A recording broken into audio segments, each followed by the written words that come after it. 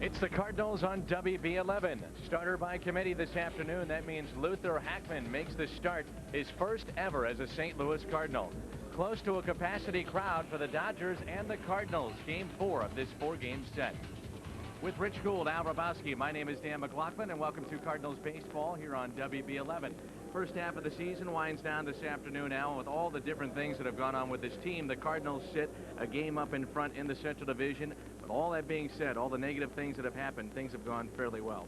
Well, they have, but I mean, there's a lot of reasons to be concerned. There's going to be a lot of things that need to happen, and kind of reversal of what's happened the last couple days if the Cardinals are going to win. And I guess when you really look at it, a year ago at this time, we felt like we were playing for 2002, didn't have a chance in the second half. They turned it around, and we hope the same happens this year. Let's take a look at what you're talking about. This time last season, the Cardinals, as far as the National League Central Division, were not in the race, really. They were 8 games out. The Astros were 3 back.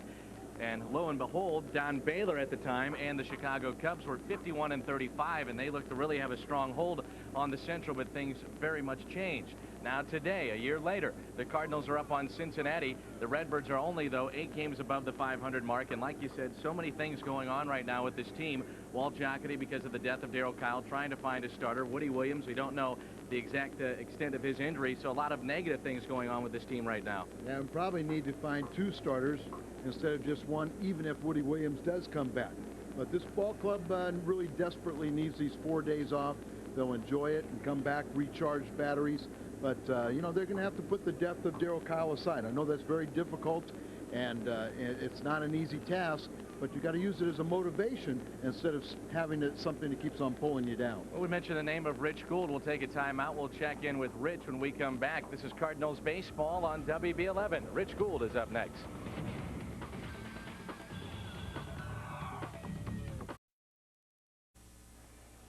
Another hot day here at Busch Stadium in downtown St. Louis. The fair going on here on the arch grounds of St. Louis, and of course Cardinal baseball this afternoon. Rich Gould is on the field with a special guest. Rich. Thanks, Dan. Another blistering day. There are more than one ways to cover baseball. The folks will be watching, of course, today on WB11. They also see many still pictures, and that's Scott Brovak's job. Scott, you've been shooting down here a long time. Yeah, my first game as an assistant was in '83. Few years, and then off a few years, and back around 89, 90 full-time pretty much, and covering all the games, every home game, a couple road trips, so it's a blast. Really has changed too, hasn't it, with different cameras, different digital things that you use now? It's amazing because starting with film, and you go home, process your film, or you process it upstairs in a dark room and scan it and put it out on the wire, and nowadays with digital we have laptops in the photo pits with us. You know, pull a card out of a camera and throw it in the laptop, pick your image you want, and send it off, and 2 minutes after a play's happened, it's on the wire, available across the country, really across the world as far as the World Wide Web goes. So. And for the folks watching at home, where will they see your pictures? Most of my stuff's on the Cardinals website, stlcardinals.com. I shoot for Wire Services, the Cardinals magazine, in-house publications, you know, to get different calls from different clients. And the players all know you. You are as close to the action as anyone, and we're going to visit you a little bit later down in one of your camera wells. Yeah, the other night I almost got beamed by a ball. It's all of a sudden you hear people yell ball, you duck, and you hope it doesn't hit you. I got hit last year in the head. This year just got it in the finger, but it's, you know, it's dangerous. You're looking at the outfielder watching the pitcher, and all of a sudden the lefty pulls one down the line. Just duck and hope. Yeah, you're here every game. All-Star break's going to be good for you, too, isn't it? Well, I'm going to do the All-Star game and the Home Run Derby for Wire Service, so it'll be kind of fun. It's a neat thing to be at, and then take a little vacation after that. We all know Scotty down here, Dan. He does a great job, doesn't he? He certainly does. Thank you very much, Rich. Dodgers and Cardinals coming up. Luther Hackman, Omar Dowell, the starters this afternoon. Cardinal baseball comes your way next. Cardinals baseball on WB11 is brought to you by Michelob Light. For a smooth, satisfying taste, it won't find you any other light beer. It's Michelob Light. It makes any occasion seem so simple. By your local St. Louis Chrysler Jeep dealers, the official automotive sponsor of the Cardinals on WB11. By Dobbs Tire and Auto Centers, St. Louis's #1 choice for tires and automotive service. And by Southwest Airlines, bringing people together with low fares. It is a hot day here in St. Louis as the Cardinals wrap up this long homestand.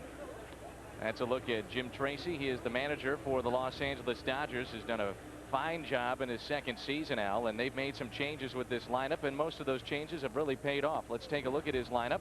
It's brought to you by Southwest Airlines. Roberts, LaDuca, all-star catcher. Sean Green, all-star right fielder. Longtime first baseman Eric Karros, then Hansen, great pinch hitter for the Dodgers. Grissom, Grudzielanek, former Expo, is Turris, the shortstop, and Omar Dahl is the pitcher. Very good hitting pitcher, by the way. Here's a look at the Cardinals defense. A little different look for St. Louis today. Pujols, Polanco on the right side of the infield. Then you've got Mike Poolball. He'll make a start at third base for St. Louis. Edgar Renteria's at short.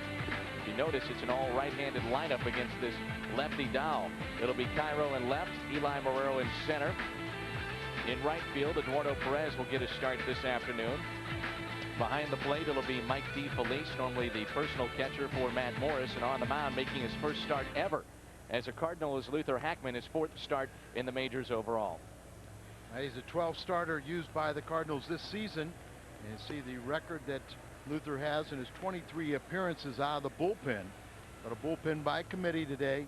He will go maybe maximum 50 to 60 pitches, and they'll kind of wait and see if he's laboring. So Tony La Russa really not sure. He has gone as many as 4 innings this season. That was against Chicago in a relief capacity. So Tony La Russa elected after yesterday's loss, Al, not to go with Bud Smith. So not much confidence shown right now with Bud Smith. He just has not turned the corner and gotten back to the spot that he was at the end of last season. Well, these Dodgers also have one of the best records against left-handed pitching. And so I think that was part of it, and why it's been a disappointing sophomore season for Bud Smith. Why complicate it here the last game before the All-Star break? So David Roberts will lead things off, the center fielder for the Dodgers at 111 here in downtown St. Louis. Glad you're with us. And the first pitch from Luther is a strike. Roberts, Paul LaDuca, and Sean Green here in the Dodgers half of the first. Yeah, and this guy reminds me a little bit about Brett Butler. You know, the ability to bunt, speed is a big part of his game, plays center field. Speedy outfielder, has a lifetime batting mark coming into this season of .295 with 37 home runs. He was part of a 3-player trade with Cleveland back in December. You really don't know the guys that they gave up, and here this guy has been virtually a 300 hitter in the big leagues. 95 degrees here in downtown St. Louis, and that pitch is fouled into the seats.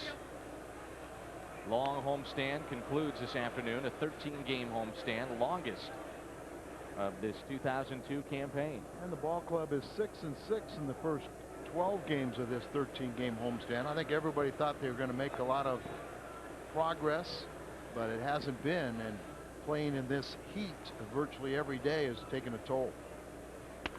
Roberts, little bouncer.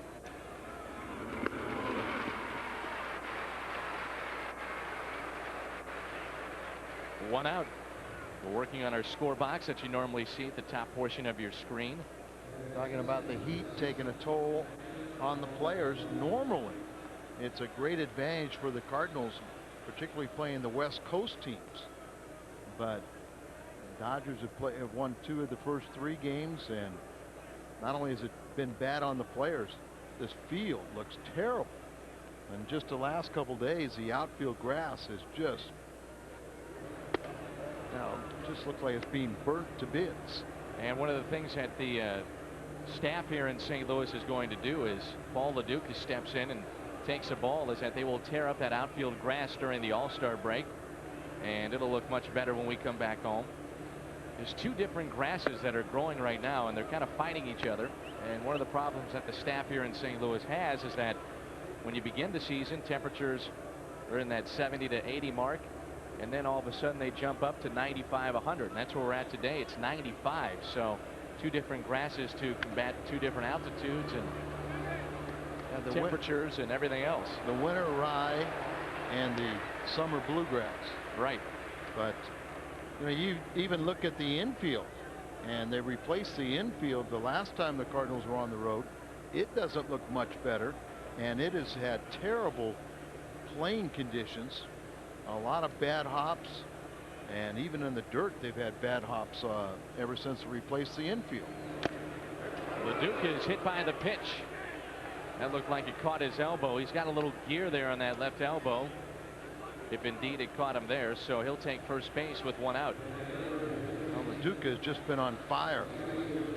He is on this road trip, has hit .438. He's had 9 multi-hit games his last 12 games, and currently batting .465. But right in there, and like you said, right on the padding at the elbow, so I'm sure it still stings a bit, but not as bad as it would without that padding. This guy may be the best hitter right now in the major leagues, and that is Shawn Green. And he looks at a 92-mile-an-hour fastball low and in. Shawn Green hitting .276 with 26 home runs and 67 RBIs.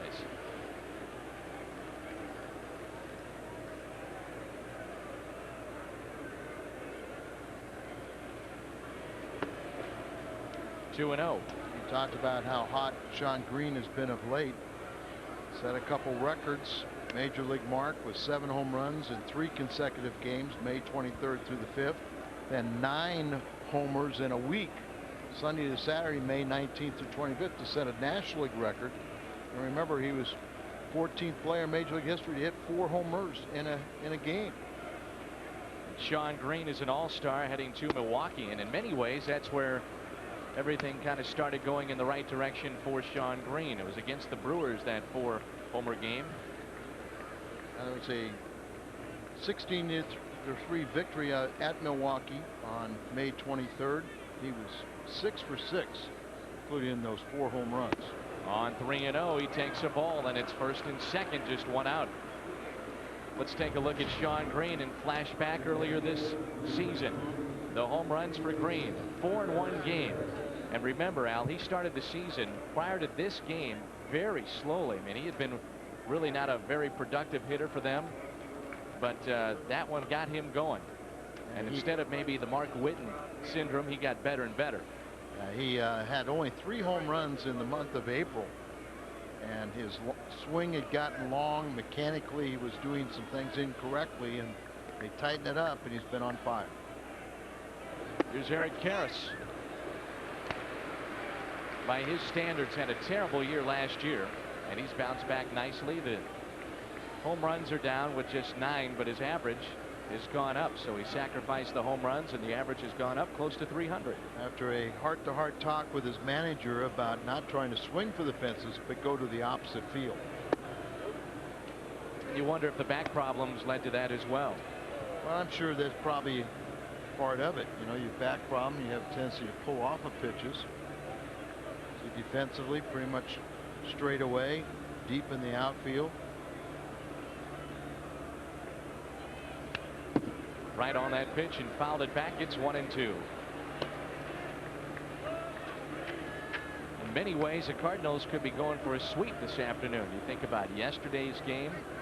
Friday night, they have the bases loaded and nobody out, and a contact hitter in Polanco at the plate. Absolutely. I mean, there have been 3 excellent ball games, and disappointing from the Cardinals standpoint. Barrow swung at a ball that helps out Hackman, and a strikeout for Luther. 2 down.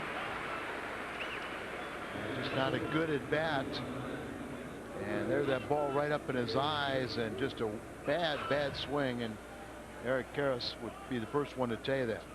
You know, Brian Jordan, talking about playing in the heat yesterday, said you're almost delirious after the first couple at bats. You know, you're almost like you're up there and you're just guessing. Said it was the worst heat that he had experienced ever in St. Louis. Remember how well he played here. He played on the turf too. Can't tell me it was hotter than the turf, but sometimes you know, it might feel like it to you. Ryan's been one of those great acquisitions for the Dodgers. Really helped them with their leadership and straightening out their clubhouse. Dave Hansen looks at a strike quickly. 0-2.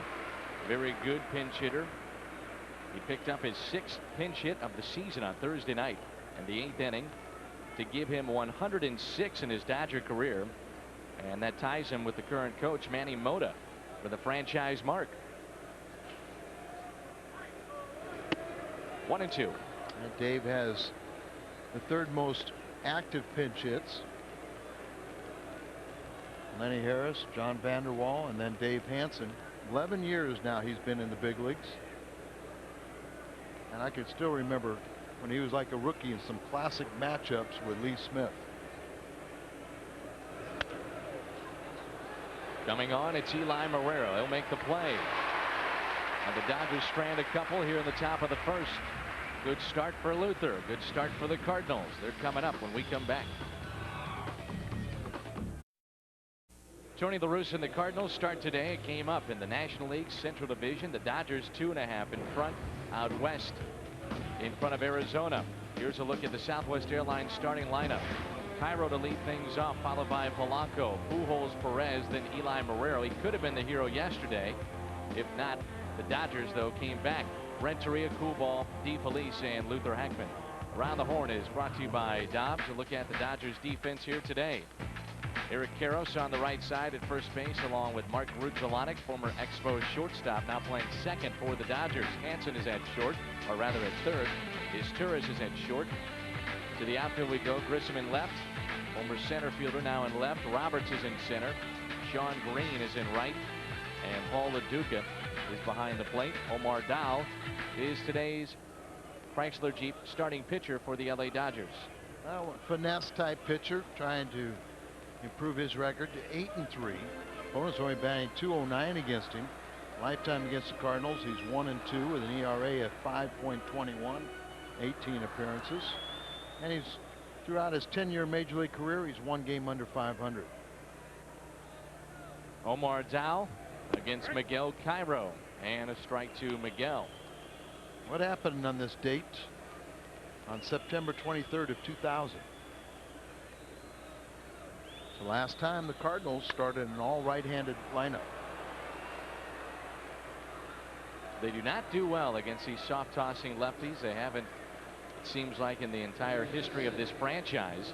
And Omar Dow will top out at best, Al, at around 85, but he's got a changeup, curveball. He'll mix in a slider every once in a while.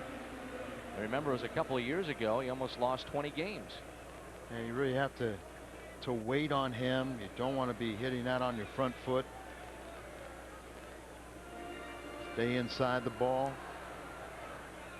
Here's Polanco. This is Dahl's second stint with the Dodgers. By the way, their starting pitching has been very good. Lead the majors with 44 wins. Their starters do. Next best is Boston. They have 42. They have the top ERA in the major leagues, 3.42 for their starters.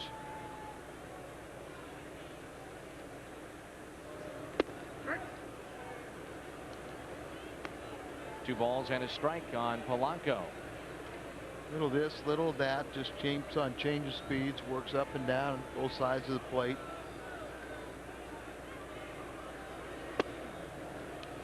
Albert Pujols on deck, 3 balls and a strike.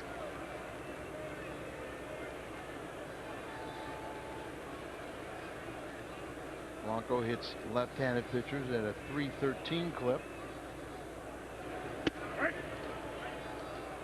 Full count. Kind of odd that the Cardinals will have 4 days off during this All-Star break. There's the numbers against lefties and righties. Handful of teams around Major League Baseball will have that. Obviously, San Diego being one of them.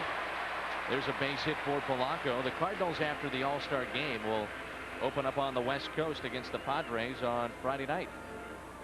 Red Hot Jim Edmonds graces the cover of the latest Cardinals Game Day magazine. Inside you'll find a full color poster of the Cardinals center fielder in Gold Glover. Call now 982-7336 for the Cardinals Game Day magazine. 4 days off, Al. Did you ever have that when you played? I think it's the first time the Cardinals have ever had the luxury of 4 days off. And really, you know, as you think about it, most of the time you have really only 2 days off. Because, you know, Either you're traveling on the third day or you're coming back here for a workout. So this is a opportunity where Tony, will go to the West Coast tonight. So will Vina. Even Tino Martinez said he's going to take his family out to San Diego, trying to enjoy and relax a little bit out there and regroup. And I think this is exactly what the doctor ordered for this ball club. Hopefully they can pick out a victory here today and then enjoy those 4 days off. Lone representative will be Matt Morris at the All-Star game Tuesday night. Pujols breaks his bat. It flies back to the screen and picks up a base hit.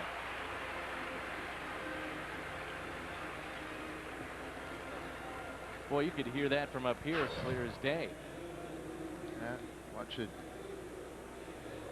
Big part of the bat goes all the way back to the screen. He's just got a sliver of it, the handle, left in his hands, but a solid single out to left. So back-to-back hits, and we need to get Perez to do something right here.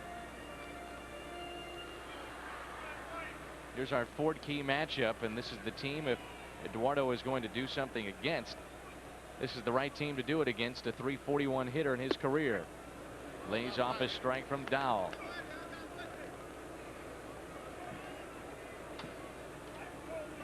First and second here in the first inning. No score. Back-to-back base hits by Polanco and Pujols. 1 ball, 1 strike. Eduardo in his last 5 starts has hit .286, 4 for 14 with 4 RBIs. Can't get that average over the 150 mark, but Eduardo jumps on this one. Deep left field. Goodbye, home run.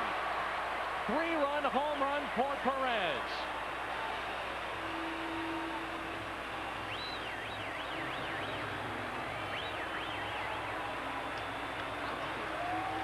very few hits. That's his 11th hit. He already had 3 game winners, and maybe this is a 4th. His 4th home run of the season. And as you mentioned, he likes the Dodgers. Not sure it was so much against Omar Dahl. They tried to get in on him. That ball's out over the plate, and Dahl doesn't throw it hard enough to throw it by anybody. Eduardo knew it right off the bat, and it's 3-0 St. Louis. Cardinals have had, though, some big leads as of late and have not been able to hold on. Eli goes the other way, deep right field. Green on the run on the track and makes the play. 2 outs. Perez gives the Cardinals a 3-0 lead, but we want to add to it. There's the home run again.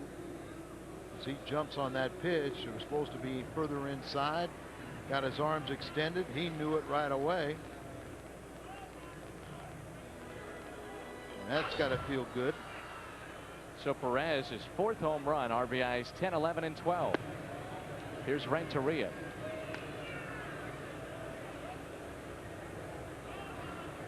With 2 outs and nobody on, Edgar hitting .278. 2-0.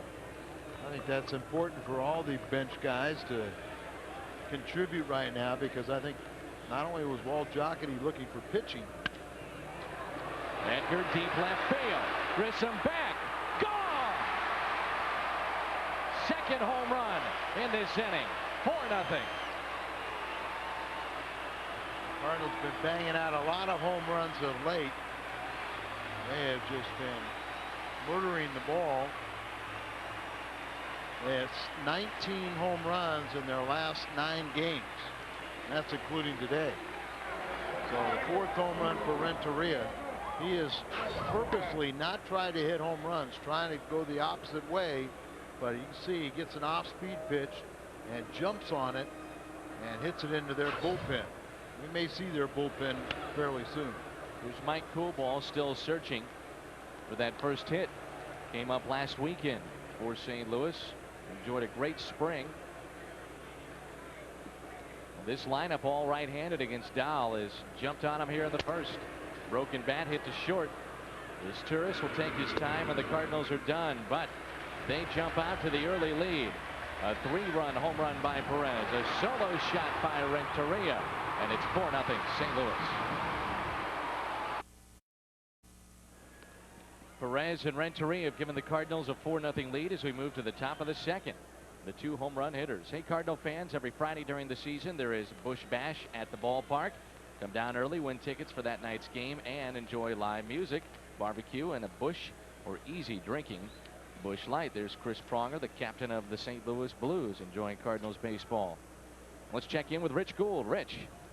Well, Dan, happy to have Marty Meyer to talk a little bit not only about this Cardinals ball club, because he's seen so many of them as the ball has popped up out of play, but also about scouting in general. Marty, it seems to me that is really difficult when you're talking about 18, 19, 20-year-old kids. To project them to be a star in this league is tough. Sure, Rich, it's tough. It's a tough business where you could be wrong 9 out of 10 times and you're really doing a good job. So most of the guys don't make it, but we try to find guys that have good ability. We really grade out their tools. What can they do? Can they run, throw, field, hit, or hit with power? And then we look at their size and strength and try to project how they're going to be 3 or 4 years down the road. It's hard. What is the most important tool, or is there one? Well, the makeup, I think, is one of the most important things that they have to have. You're looking inside a guy and trying to figure out who's going to work the hardest. Are they going to come dedicated and put in the time and effort that it's going to take for them to become a big league ball player? All these guys started out the same level as our guys in Johnson City and New Jersey, and they've worked through the system. They've got unbelievable talent, but they also wanted it real bad.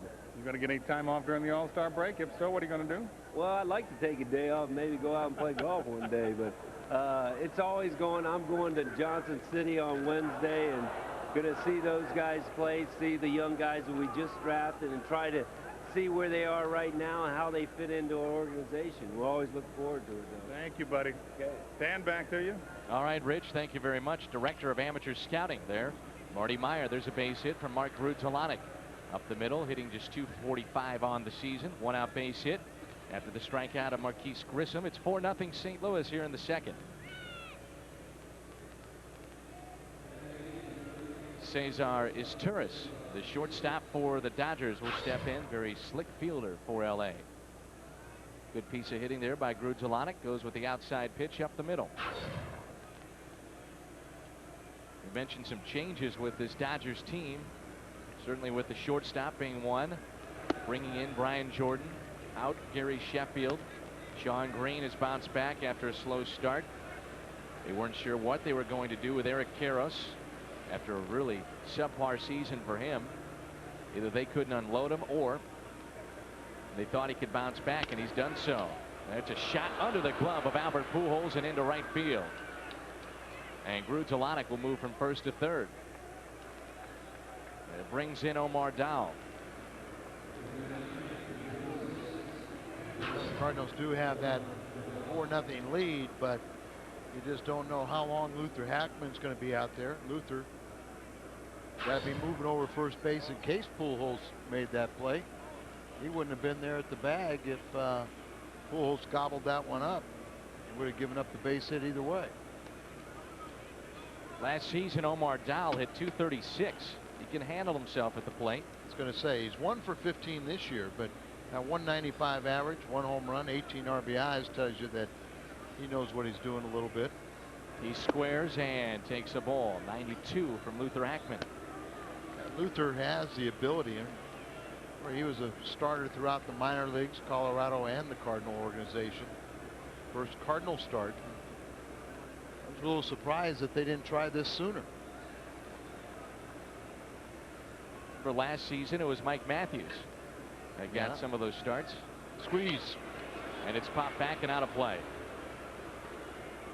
So the squeeze was on, and now it's 1 ball, 1 strike.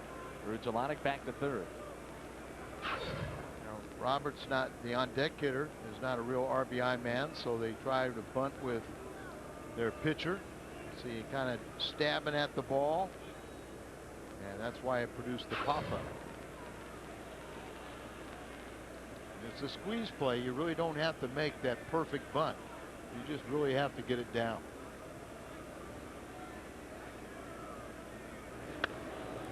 Dow lines that in the seats. Watch out.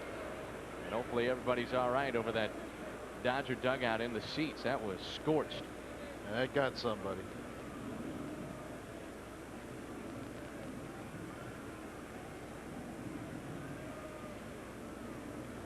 Yeah, somebody in there just got it, and unfortunately it looks like around the face area. So just a screamer off the bat. And hopefully it is in the shoulder. Of course, Manny Mota knows about foul balls and going into the stands. He hit a young boy at Dodger Stadium in the 70s and got a medical attention and everything, but later on the boy died. And that really, Manny has stayed close to that family after that tragic incident. On 1-2, Dow takes a ball. 2-2. More Dow came over from Philadelphia.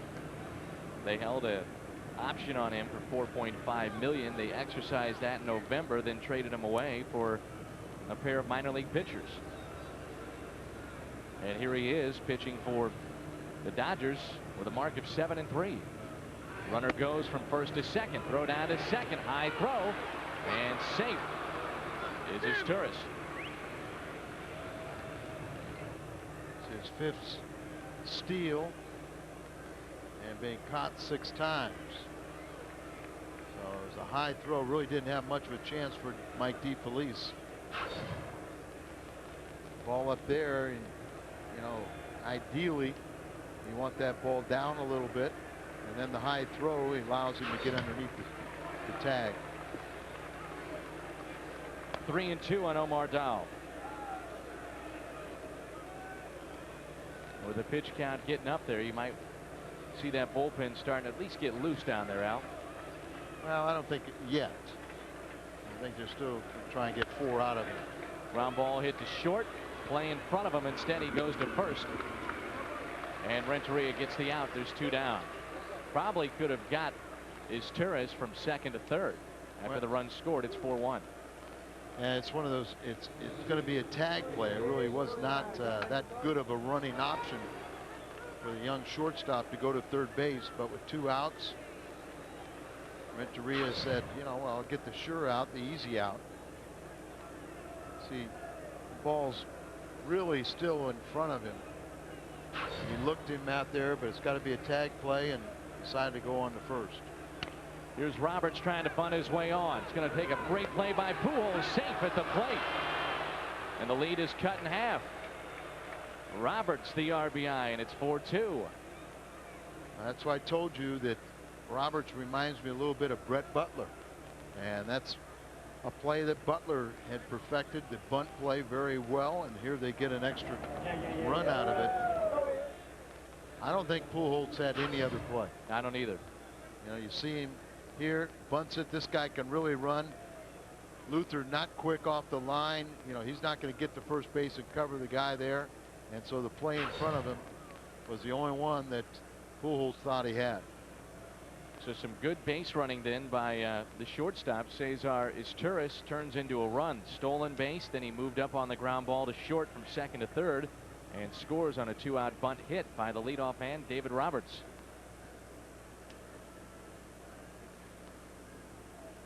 A lot of times you've got to caution that this catcher's got to be alert to it. And I don't think Mike was totally anticipating that Pujols would go there, or think he had a much better opportunity to block home plate, seal it off from a young middle infielder. Another indication, he never took that mask off. And a check on Roberts at first. But I mean, I give Pujols a lot of credit on that play. That his mind was in the game and thought that that was his best approach, and it was. To get an out was at home, not at first. Here's Paul LaDuca, catcher for the Dodgers. 6 for 10 in this series, including off the bench yesterday. He went 2 for 2. I came off the bench and played first base. But this guy has turned himself into quite a hitter. Nobody really believed in him, even though he has hit 300 or better in 8 of his 9 professional seasons. But Jim Tracy said he's my catcher. And boy, it paid off last year with a big year.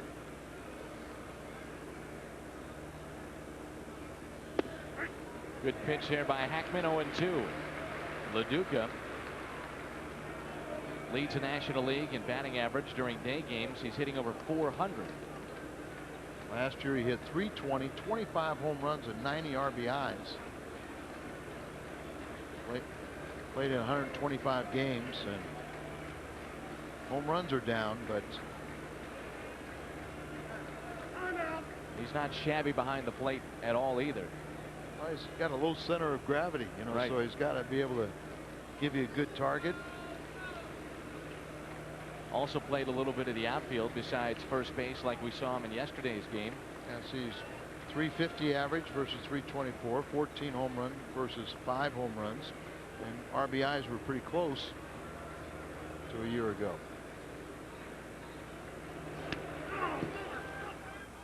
And the ball gets away from DeFelice. It was a swing and a miss, and LaDuca reaches.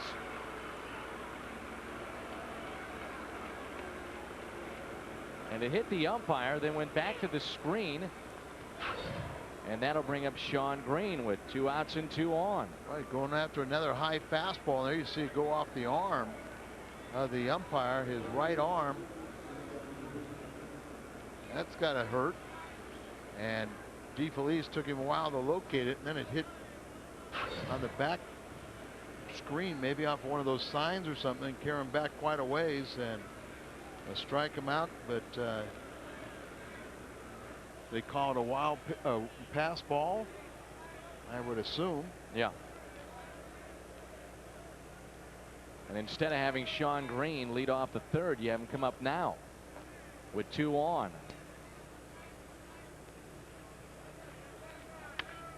He goes the opposite way for a base hit. Runner being waved in, and it's 4-3. Roberts scores easily. Sean Green with the RBI, and that's RBI number 68, and it's 4-3. Well, wasn't that a pretty piece of hitting? Boy, perfect. You don't always have to hit a home run to be effective, and Sean Green, who really hasn't done that much damage here. Ball out away from him, just slices the ball out there. This road trip, he was batting under 180. And so now Dave Duncan out to talk to Luther Hackman. Now they'll start getting the bullpen ready. Last start that was the bullpen by committee was in Montreal, and Crudale made the start in that afternoon, and the Cardinals held him to 5 hits. Let's go back to the strikeout of LaDuca and watch DeFelice. So he doesn't know where it is. It went off the umpire. Eric Karros pops it up into shallow right. Eduardo Perez is there near the line and has it. Dodgers get 3 against Hackman. We played an inning and a half here at Busch, and it's 4-3 St. Louis.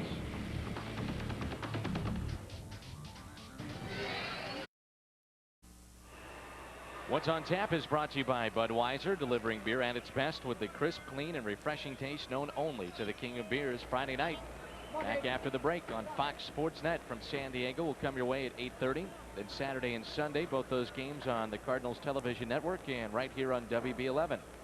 What's on Tap brought to you by Budweiser. Mike DeFelice will lead it off, the number 8 man in the order for Tony La Russa. DeFelice. Luther Hackman has moved to the on-deck circle, so we may see Luther hit for himself or pinch hitter. Nobody is throwing in the Cardinal bullpen. Then we have the top of the order. You got to get as much as you can out of him.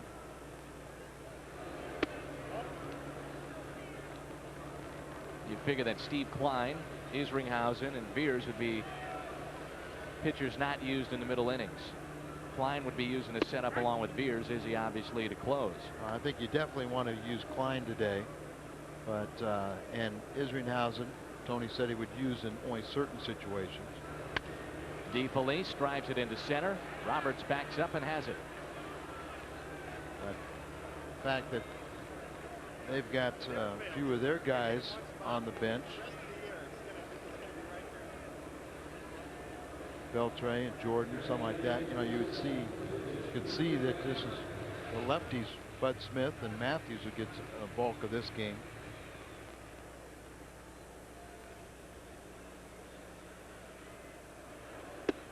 Luther looks at a strike with 1 out, nobody on. With the All-Star break and Walt Jocketty really working the phones, trying to pick up a pitcher or two, you probably won't hear of a deal made. It's pretty much commonplace that Major League Baseball does not want to announce any kind of trades because they don't want to take away the attention of the All-Star game itself and the players. Right, so I would think the earliest would be Wednesday or Thursday if there's a deal to be consummated. But Walt is on top of the game plan, and he's had people out scouring. You know, they had interest in Cologne for more than a month before people really had known about it. Hackman lines out, 2 away.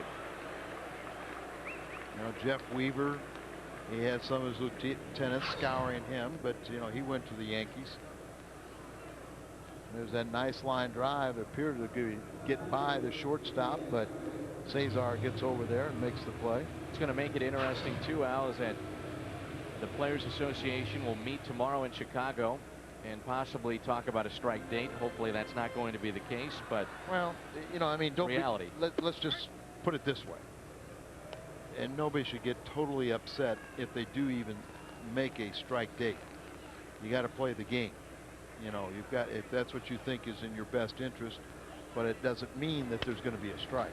Cairo, little looper into right, and Sean Green is there. So 1-2-3 inning for Omar Dow. We play 2 here at Busch Stadium. Coming up, Hansen, Grissom, and Grudzielanek for Los Angeles.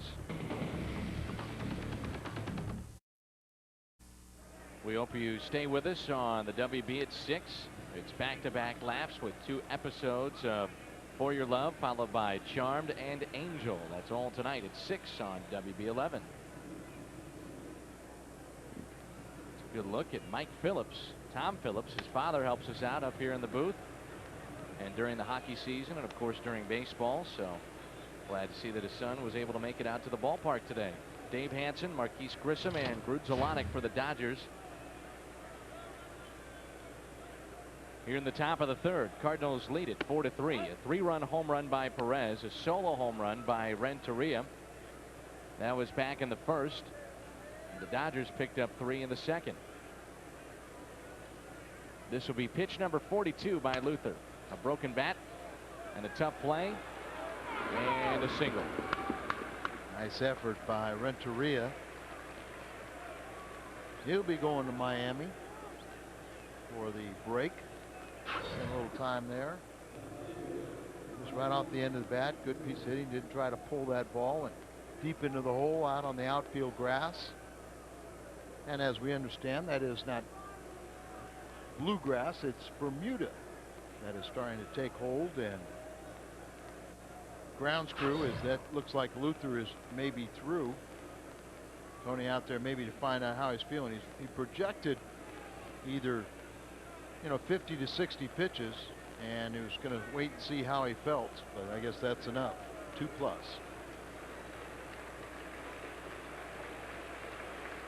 So Tony will make his first of many calls to the bullpen here at Busch Stadium. Done as Hackman pitches into the 3rd inning, allows 5 hits, and he gave up 3 runs. We'll see who makes their way out of the bullpen. We'll tell you about that when we come back. Well, this has been a nice homestand for Mike Crudale, the 6-foot right-hander. You're watching the Cardinals on WB11, KPLR TV St. Louis. Mike was recalled from Memphis AAA on Monday. At Memphis, he was 1-0. He had 7 saves and an ERA under 2 in 13 games. Then on Tuesday, he gained his first Major League win with a scoreless 5th against San Diego. And he pitched yesterday against the Dodgers.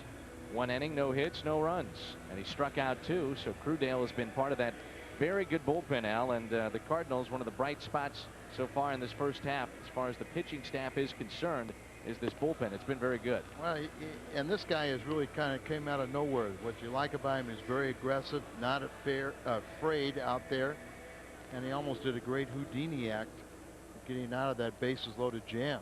yesterday without them scoring. So I think Mike has really shown that he belongs up here. And Gene Steckschulte was option 2, AAA. And Crudale was called up. He'll face Marquis Grissom, 1 for 4 in this series. Now, you were talking about the Players Association meeting in Chicago, I think tomorrow. Right. We may not even have a representative that goes. And Steckschulte was the player rep along with Matt Morris, but Morris had kind of been fed up with the situation, so he gave up those duties, and Steckschulte was to be the guy. Grissom lines it into right center field. Perez dives and can't make the play. Off his glove. The runners will move up to second and third. He might have hurt his knee or groin there a little bit. He's like he's limping, but a great try right there. And you know Eli Morero will be there to back up the play, so it was worth the gamble to dive for it. It kind of really plugging the gap. He closes it and almost comes up with a miraculous play. So he came up that first step or two, he was limping, and there they go in second and third. Look at it, stretched full out, goes off the glove and comes up limping ever so slightly. Here's Grudzelanic. Good pitch there by Crudale. So a double by Grissom, who's 1 for 2 on the afternoon. Hansen moved up from first to third, and it's second and third, nobody out, and a chance to tie or take the lead here for Mark Grudzelanic. Hackman, by the way, threw a total of 44 pitches. Crudale, the second pitcher used by Tony today.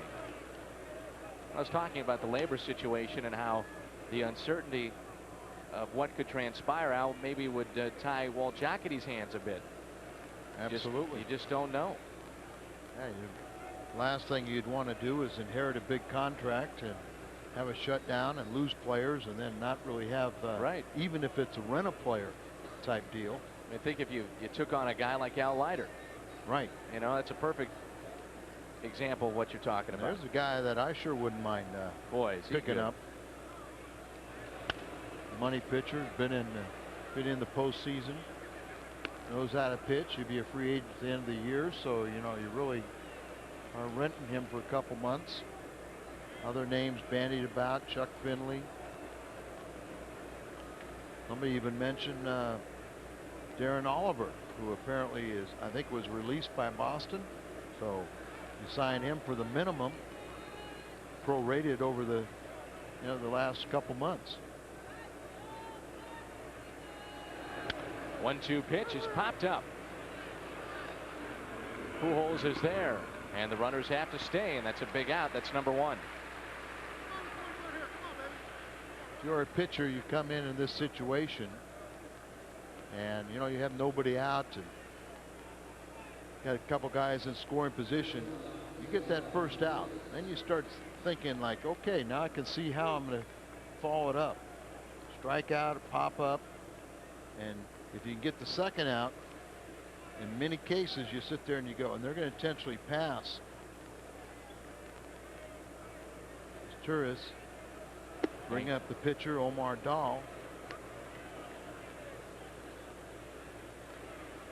So the bases will be loaded for Dahl, who has an RBI today, his first time up when he grounded out to short and brought in Grudzelanic for the Dodgers' first run of the afternoon.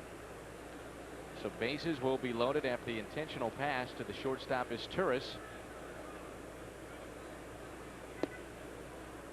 And Jim Tracy, who was out of baseball for a while but now finds himself as the manager of the Dodgers, will have a good shot here to take the lead with Omar Dahl coming to the plate. Don't be surprised if that guy's at the helm of the Dodgers a long time. Pretty even keeled, even mannered, isn't he, guy? Yeah, and you talk to him, he's very positive. You know, he's very complimentary of his players. He loves the game. He respects the game. Respects the opposition. Appreciates where he is and what it took to get to where he's at. And in many ways, you can see some similarities between he and Walter Alston. He only held the job for close to 50 years.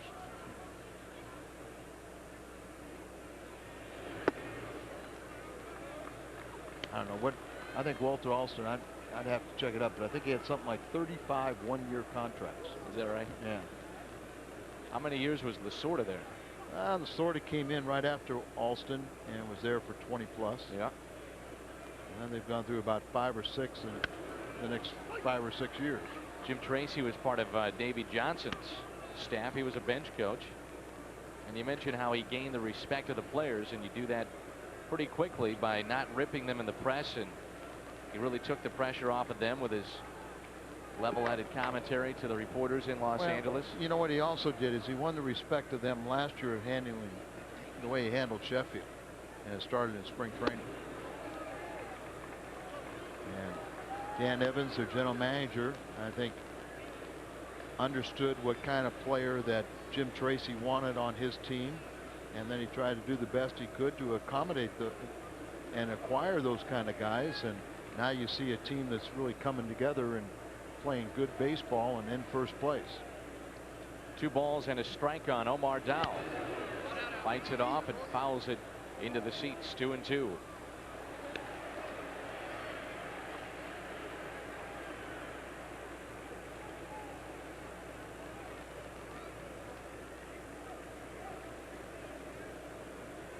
Swing him around as if he was a right-handed batter.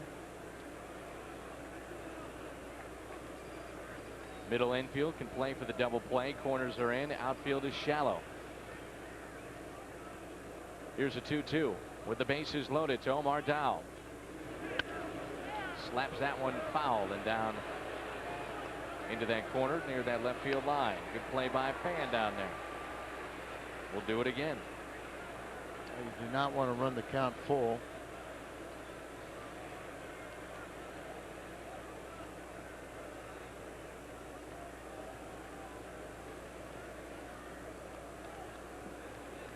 Leadoff man is on deck. That's David Roberts.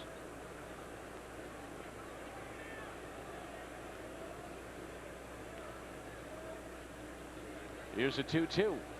Swing and a miss. He got him. Big strikeout there for Crudale. So it started out with second and third and nobody out. He got the pop out and now the strikeout of Omar Dow. If you'd like to win Cardinals tickets and participate in the Southwest Airlines Family of the Game promotion during a Cardinals home game, here's your chance. Send your name, address, and phone number to Southwest Airlines Family of the Game. P.O. Box 771192, St. Louis, Missouri 63177. And good luck from Southwest Airlines.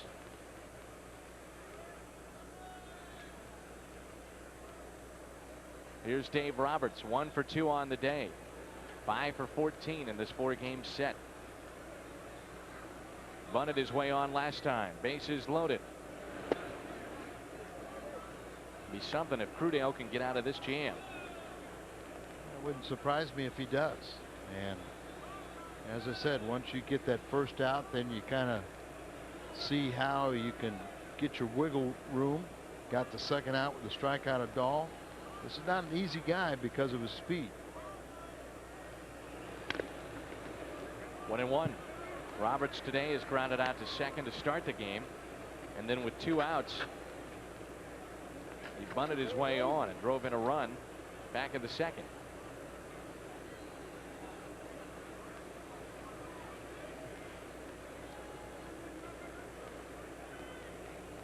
Crudale was somewhat of an Steve Klein impersonation. At least what was that? The back. Well, that's the rosin. I know that, but he's getting a rosin ball all loaded up. I know what the rosin is. I just never seen a guy take it to the back of his head. Because I'm thinking what he does is he might go, and you see him go there, though he may go to the back of his hat at times. And when and rosin is sort of like a drying agent, but it's a little sticky, and some guys can use it to their advantage. I've seen other guys use it and just bounce in their hand and get a lot of the powdery substance, throw a pitch, and actually the optical illusion of a powder puff. You know, you'll see it where a guy will release and all of a sudden this burst of powder comes up out of his release point and gets you at least a blink. There, I don't know what he was looking for. Fastball right there that snuck it by him for the second strike. 2 balls, 2 strikes. Does not want to go to a full count with the bases loaded to this leadoff man. But he does. And the runners will be off with the next pitch with 2 outs. Well, and that also puts an awful lot of pressure on the defense. You're a base runner. You got to make sure that the pitcher is going home. But then once you see him release the ball, you take off. Especially that guy at second base, Grissom, a veteran. He can call the pitch. Runners go. The 3-2. Ooh, just foul by maybe just a foot or so. That ball right there clears the bases easily. If that gets out into the corner.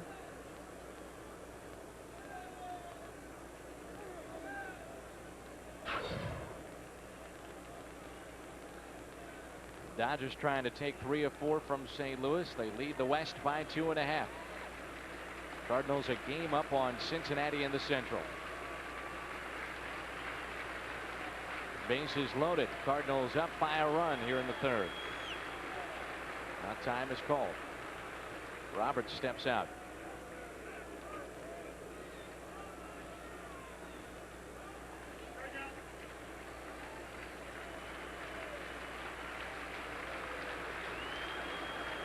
Crowd comes alive in the 3-2 pitch from Crudale. We'll do it again.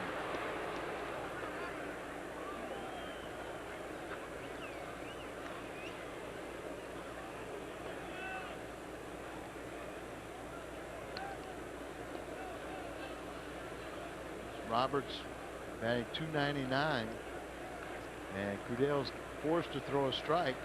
The pitch you have the most control with is your fastball. This guy looks like he's earlier in the count one time he was looking off speed, but he's been on the last couple fastballs.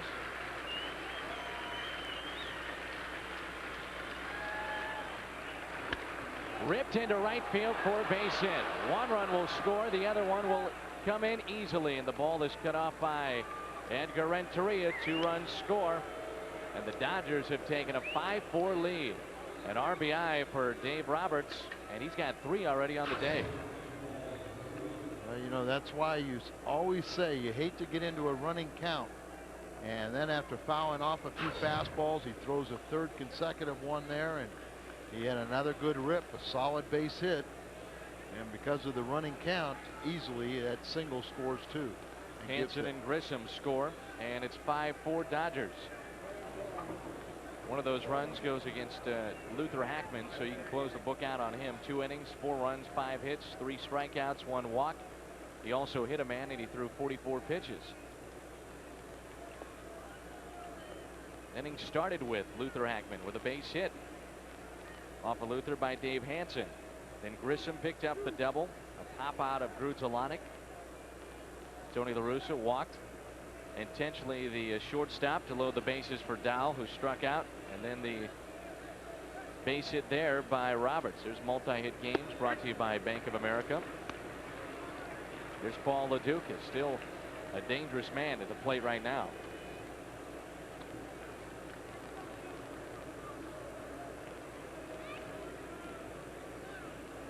Lifetime .315 hitter in the minor leagues. You talked about all those years in the minors, Al, and now they're paying off here in the majors.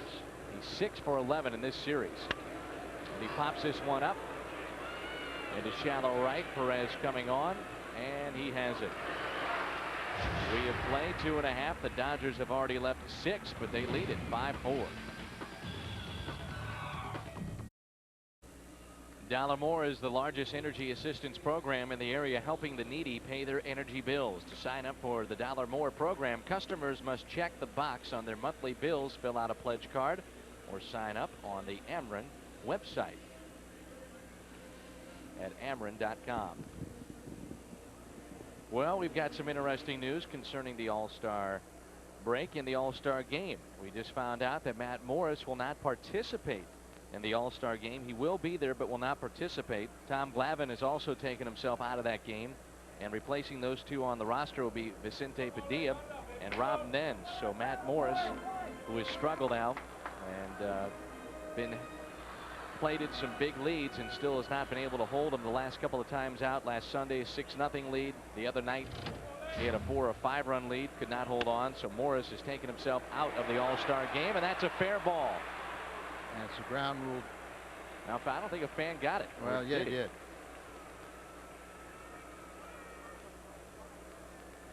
I think he's saying the umpire is saying the fan did touch it, so he should go to second base. Yeah, that's what he's saying. He's saying the fan touched it. Dave McKay's saying, well, he should go to second. If he did, he just slightly slowed it down a little bit. And Tony asked for, I guess it's a judgment call. The umpire feels that he could have gotten to second base, he awards it, and if not.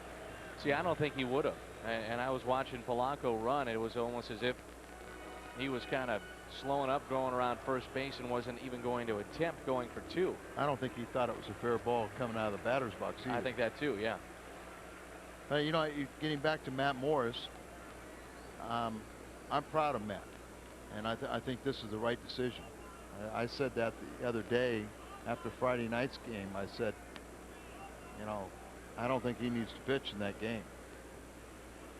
He has not been the same Matt Morris that we have seen the last year and a half, the last couple of times out. And mind wandering. I don't think it's anything physical, but he doesn't. His stuff hasn't been as good, but I think it's more mental. And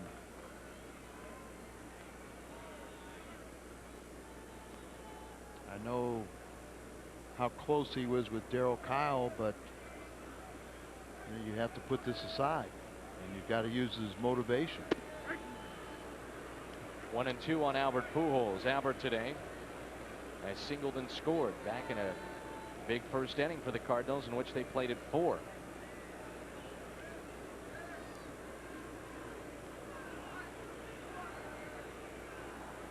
There's so much talk that with the game being held in Milwaukee, but Seelig, of course, his ownership with the Brewers and his family, that many of the players would not go, but many of them have said they will play as a show of good faith.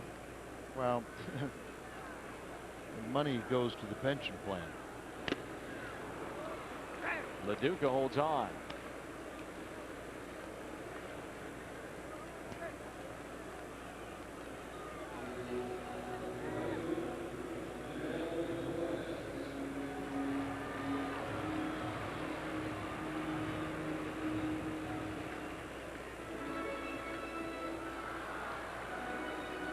Mordalis first strikeout. Here's Perez. Back in the first, a 377-foot home run. That gave the Cardinals a 3-0 lead.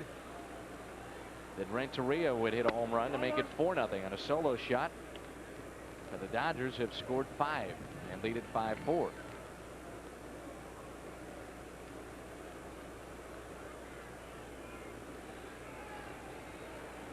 Eli Marrero on deck.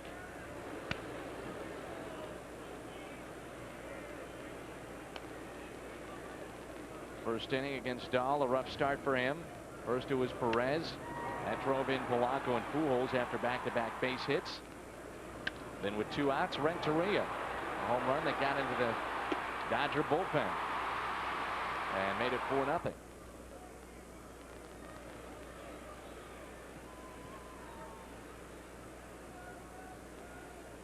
Two balls and a strike on Eduardo. This is down that right field line and slicing foul. McFan has been active in this inning.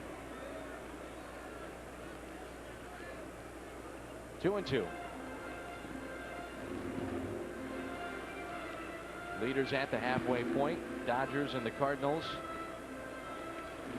And in the National League East, Atlanta leads Montreal by 8.5 games. Montreal is 6 games above 500, and apparently they have quite an interest in trying to acquire Cliff Floyd from Florida. What could be their final season. They're going to try to go for it. Picked up Cologne and now may give up some prospects to try to bring Cliff Floyd to Montreal. And I read something where Floyd said, hey, I'm not going there. He had it on 6 teams that he would be traded to, and that was and then wasn't on his list. And I think the Giants, Reed, were there maybe pursuing Cliff Floyd. Remember, that's who the Yankees wanted, and then they got Mondesi. They picked up Weaver the other night. Yep. That's popped up and out of play and into the seats.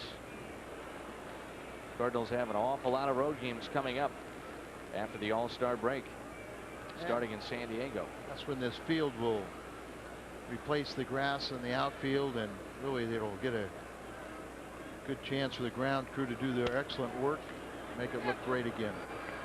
Long way to go for Sean Green. He makes the play. There's 2 outs.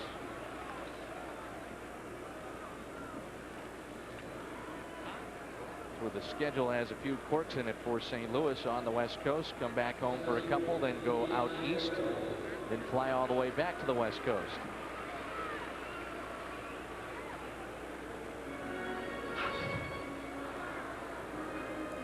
Sean Green running out here, and the grass kicking up through his cleats.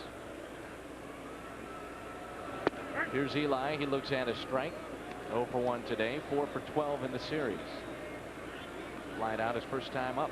Mike Matthews continues to throw in the Cardinals bullpen, so Crudale could be through. If somebody keeps score like us, the old-fashioned way. What are you doing for your break? Heading out to Santa Barbara for a couple days before going down to San Diego. I can't remember the last time that we didn't do a game at Dodger Stadium. Oh, we'll be remembering that one. Yeah, not this year.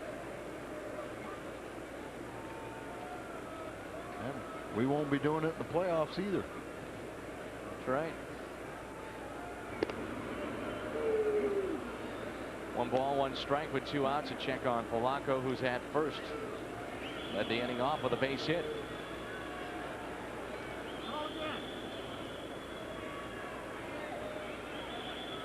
Woody Williams will start, we hope, on Friday night. The extent of his injury that forced him out of the game yesterday is still unknown. Starting in his back, had some back spasms. They're hoping it's not a ribcage problem. And they're going to let the All-Star break kind of dictate what happens with Woody Williams. Take some time off. Be careful with it.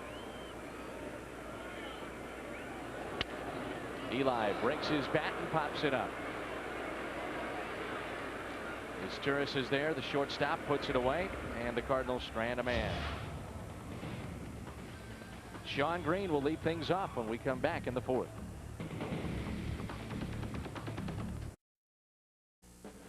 This portion of Cardinal baseball on WB11 is brought to you by Steak and Shake, famous for steak burgers, by your St. Louis area Lexus dealer who invites you to test drive a Lexus today, and by Bank of America. We find financial solutions that fit you. The Cardinals will use their 3rd pitch of the afternoon, but before we get to that, let's check in with Rich Gould. Rich.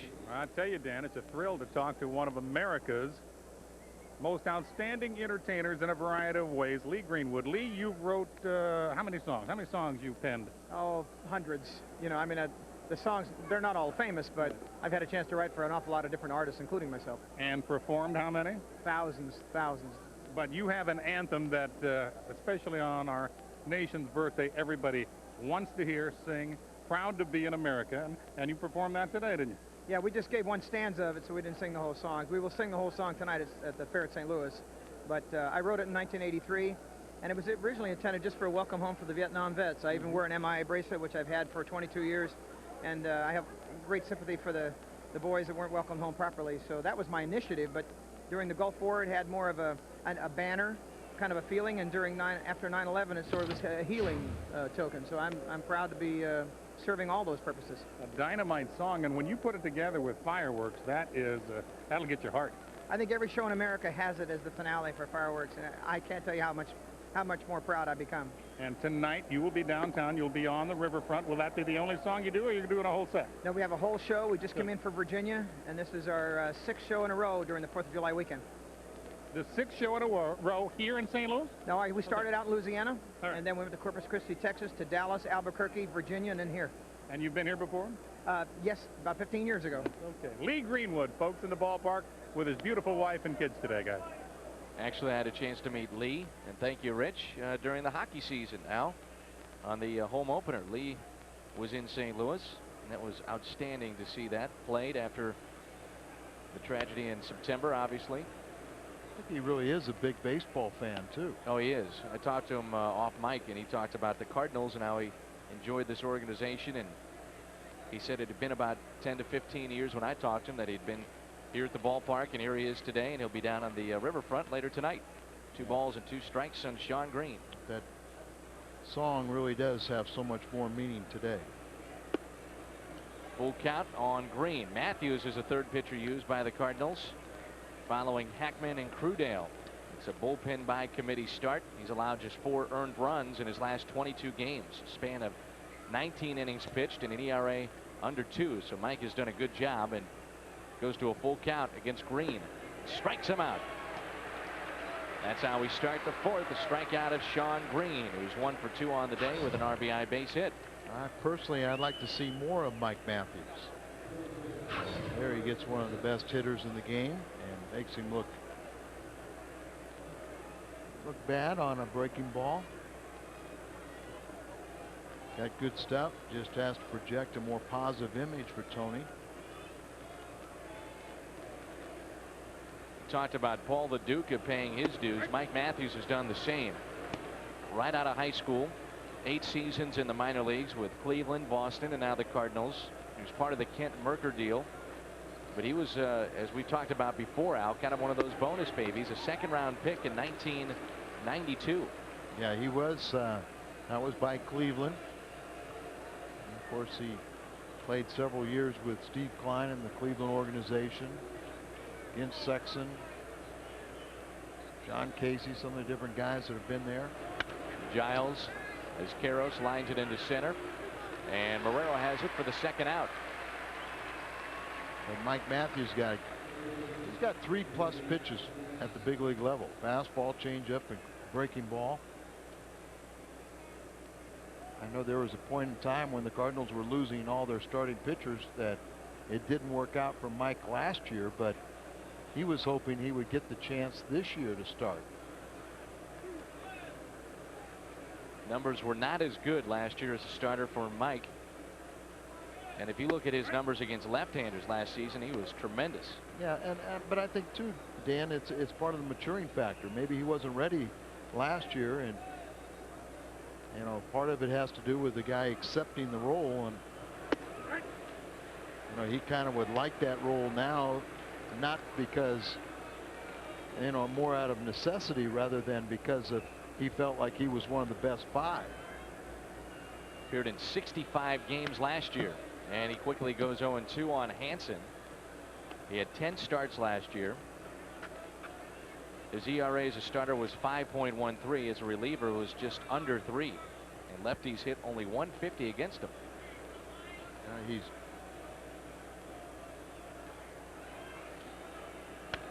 in Montreal when, remember, might have been going to the ballpark the day the Crudale started up in Montreal, and kind of had a heart-to-heart talk with him in a cab, and he understood where I was coming from about what he presents, and he says, I understand, I don't present that positive image that Dave Duncan wants, but he said, inside I know I can get the job done.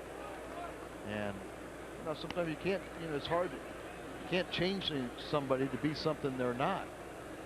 But I think Mike too is, maturing. He's engaged now. Gonna marry a girl from across the river. Lovely young lady whose residency is a anesthesiologist. So there's some smarts to go along with that beauty. There you go. And Mike needs all the smarts he can get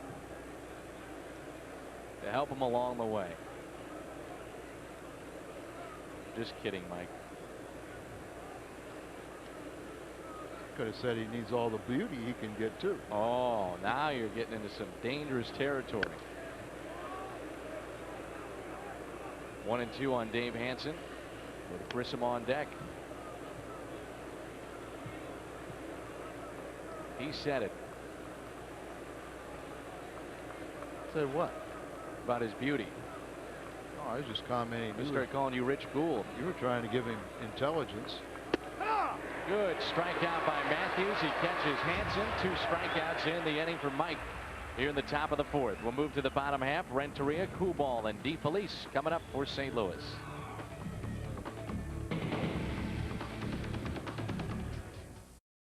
On Sunday, July 28th, the Cardinals play the Cubs at Six Flags Senior Citizens Night at Busch Stadium. All fans with a paid admission receive a free senior citizens discount. That's a fair ball in that right field corner. Renteria will dig for 2. He's got a home run and a double today. And again, Six Flags Senior Citizen Day is coming up July 28th against Chicago. 7:05 first pitch. So a fair ball by Renteria down that right field line.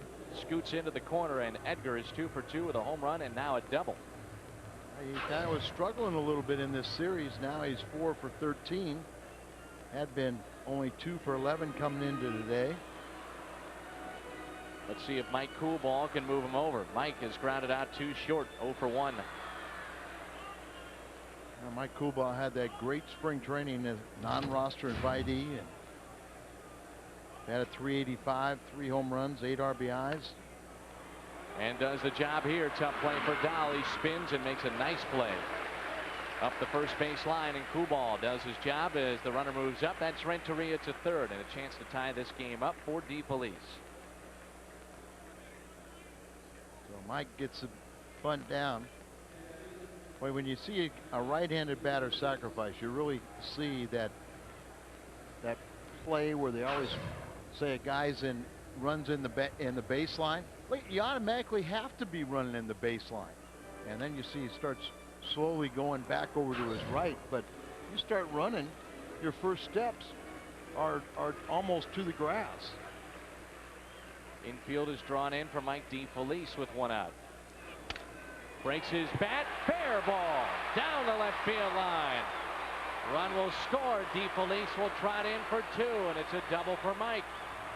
And it's a 5-5 game. Broke his bat, just got over Hansen's glove, and it's 5-5. About 4 or 5 broken bats today. And this one, remember, Poole broke a bat and got a base hit to left. DeFelice does it here with the runner at 3rd base, shatters the bat, but just over the outstretched glove of the 3rd baseman, Dave Hansen. He's playing in. If he's playing back, they might have had a double play. And handle is in his hands. The rest of it flies back to the screen. Here's Mike Matthews with 1 out, and DeFelice at 2nd. Well, last year in Cincinnati, I think Matthews might have surprised himself, but he just jumped on a ball and line drive crushed one for that lone home run in his career.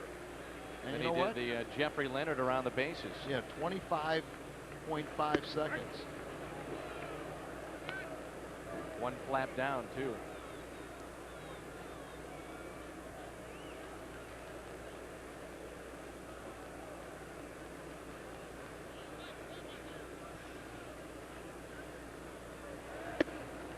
One and 2. He took so much grief after that home run. It was unbelievable all year long. I can't remember who the pitcher was, but it was somebody that he had played against either in winter ball or with the Cleveland organization. And a strikeout of Matthews on the outside corner. He was on the cell phone with him. We had a shot of Sean Casey in that game too. His face was buried in his glove because he was laughing at Mike. You know, swing hard enough, close your eyes, sometimes you'll connect. Here's Miguel Cairo, today's leadoff man. Miguel usually very good against left-handed pitching. Came in with a .321 average. And yet he's 0 for 2 today. This would be a good time to pick up his first hit. 7 hits aside, a 5-5 game, and Cairo looks at a strike. 0 for 2 today. It's fly to left and fly to right. Cardinals got 4 in the first on a pair of home runs. Have tied it up with a double by DePolice.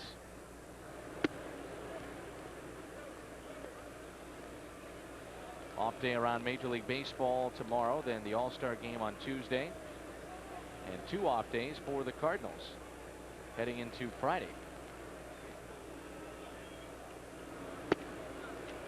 Cardinals will leave here early Thursday morning and go straight to San Diego and then out to Qualcomm Park and work out.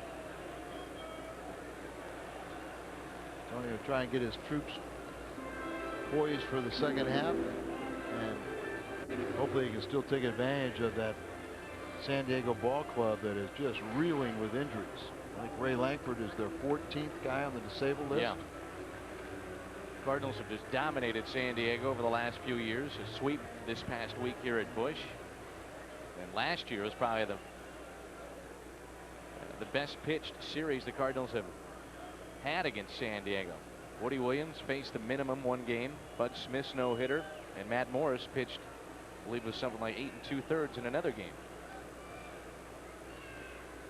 I think the Padres have beaten the Cardinals twice in the last 3 years. I think you're right. Something like that. I mean,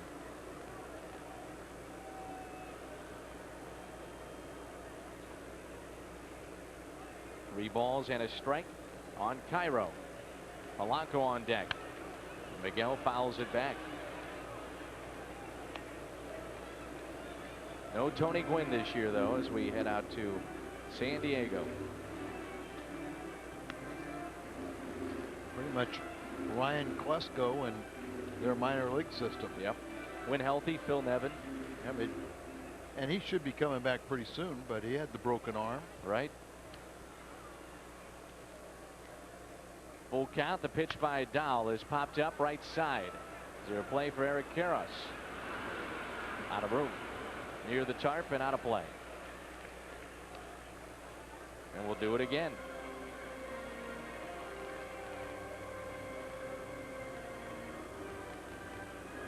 Ernie Hayes trying to get them going here at the ballpark. He's been lively on this homestand, Al. Ernie's that kind of guy.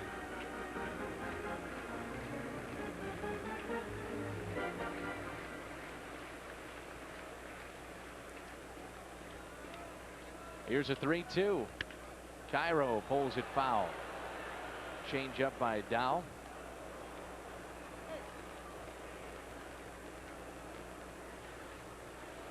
You come to the ballpark, you go to a party suite. You don't expect that foul ball there, but they got it.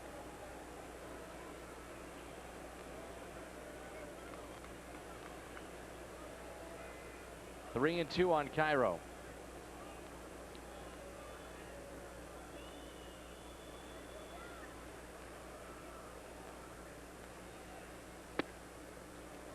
And Miguel draws the walk.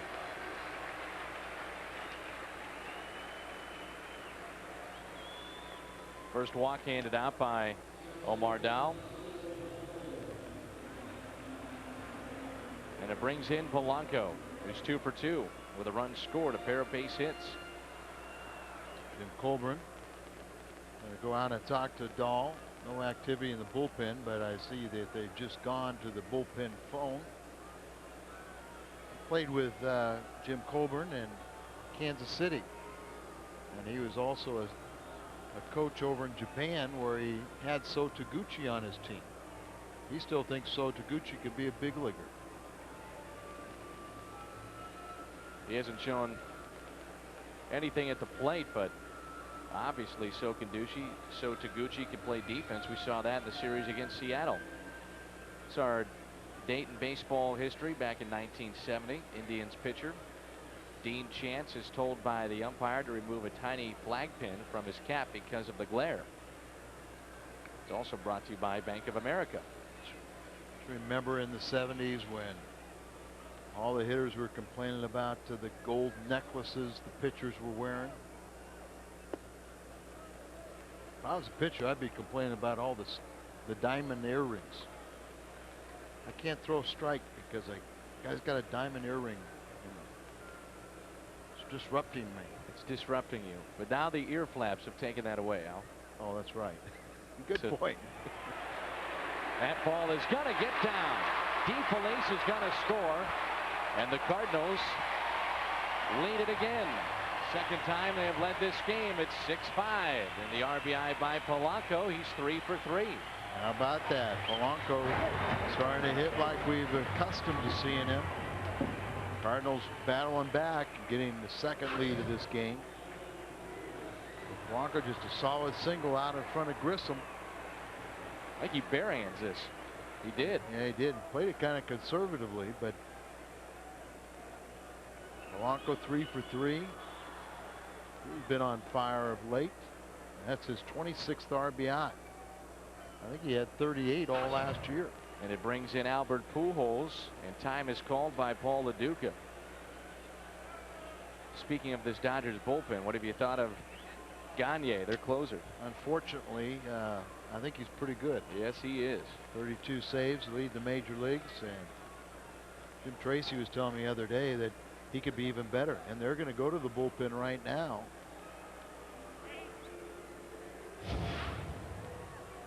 So that's going to be it for Omar Dow. He'll last 3 2/3. Carrera, Giovanni Carrera. So with Albert Pujols due up for St. Louis, Dow is done for the afternoon. And the Cardinals have regained the lead, 6-5. Hey kids, on Saturday, August 10th, the Cardinals play the Mets. It's Ice Mountain Team Poster Night. All fans 15 and under with a paid admission receive a 2002 Cardinals team poster. Compliments of Ice Mountain Spring Water, the official bottled water of the St. Louis Cardinals. And that'll be on Saturday, August 10th, when the Cardinals tangle with the New York Mets. Welcome back to Busch Stadium. Giovanni Carrera, right-handed pitcher, takes over for the Dodgers.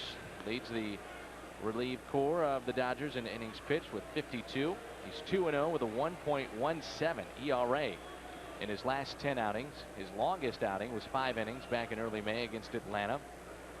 And he does have 1 save. 5-2 is his mark. He's from Venezuela. So one Venezuelan replaces another. And the Cardinals are still batting with 2 outs here in their 4th inning. 4-0 lead. Saw that disappear. 5-4 lead for the Dodgers, and now the Cardinals have scored a pair to get a 6-5 lead. First and second, here's Pujols, and Albert looks at a fastball up and in.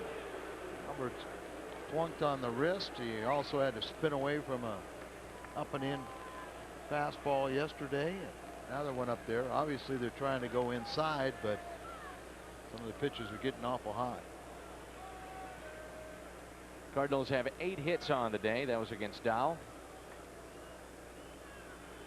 Dodgers have 7. Redbirds lead it by a run. Polanco and Cairo at first and second.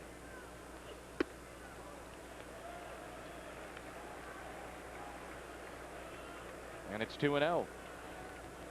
See what Albert can do here. He's got a base hit. He's also struck out, has a run scored.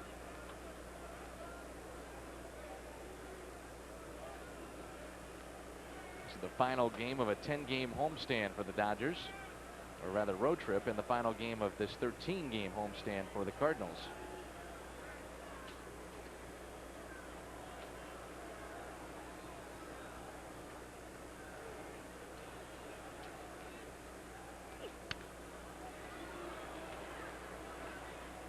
Two and one.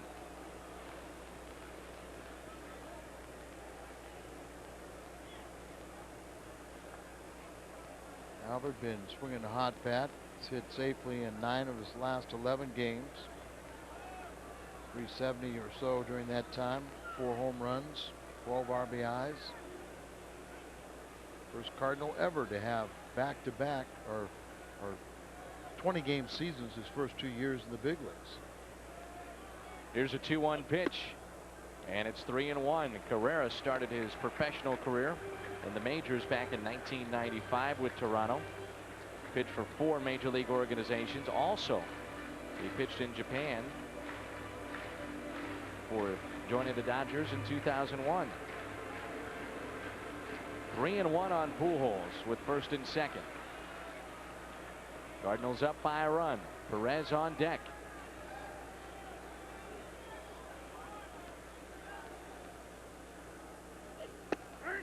Full count, and the runners will be off with this next pitch. Polanco and Cairo at first and second.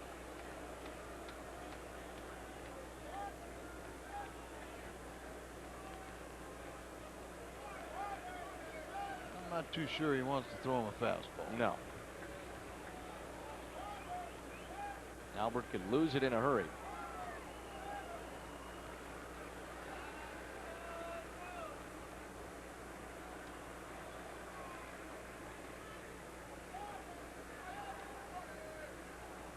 Runners go. Here's the 3-2, and Pujols jumps on it. Left field. Grissom back near the wall. It is gone.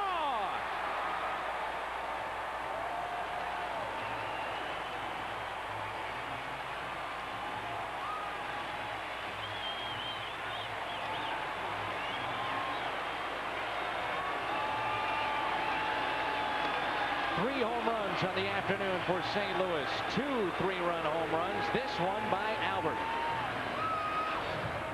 3-2 pitch, and try to get it away from him. And middle half up. High towering fly ball. Grissom looks up, and the fans have it. Albert knew it. Forget about this 20 for 20 stuff. And right now, Tony's trying to get it. They're going to pinch hit Jim Edmonds for Perez. So Cardinals have bagged out 9 runs on their 9 hits.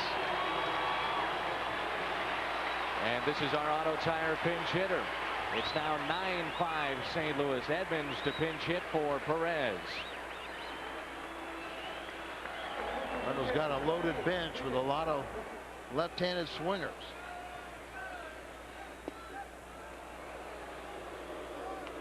Seen some home runs this last week, haven't we? Sure have.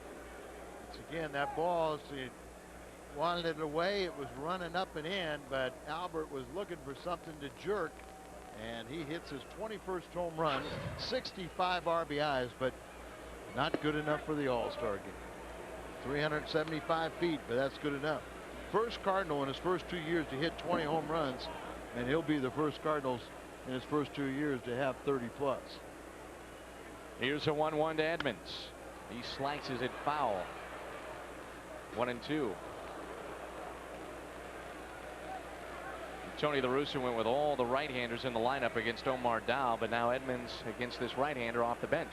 And it went 254 games since having an all right-handed lineup. September 23rd of 2000. Edmonds hangs alive. Foiled a good pitch right there.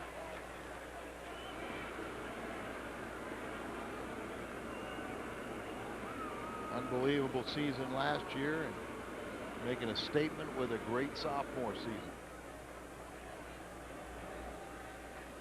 Here's a 1-2 to Edmonds. Fouls it back into the seats. It's been a 3-run home run by Perez. That was back in the first, got things going. Renteria solo home run. Pujols a 3-run home run. So 3 of them on the day. The Cardinals up by 4 runs. Edmonds, a line shot into right field. Green coming on. He can't make the play. Edmonds is going to try for 2. And he'll get in there safely. Tippy-toeing in there. Hope everything was all right, but a bit risky the way Jimmy was kind of going in, standing up and tippy-toeing. And Sean Green's got a good throwing arm. A lot of top spin on this, right off the end of the bat, a lot of top spin. That's why it falls in front of Sean Green, sinks on him, and then he scrambles to get to it and recover and almost throws Edmonds out at second base. No activity in that Los Angeles bullpen. And another conference on the mound. Edmonds with the double. 5 hits in this inning. Let's listen to that bench reaction following the home run by Albert Pujols on a 3-2 delivery.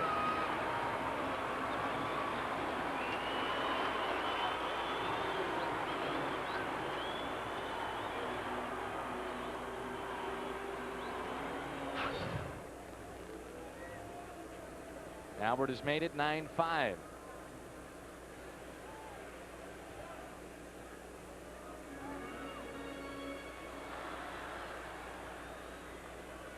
Cardinals have put up a 5 spot here in the 4th.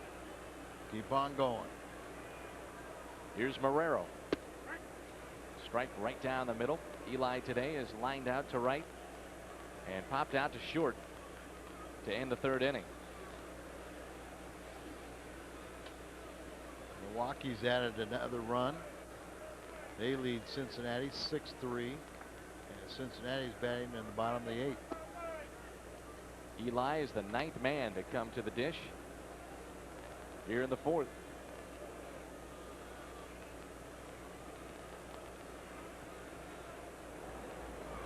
Albert has scored a pair of runs today as well, and that ties him with Barry Bonds for the league lead.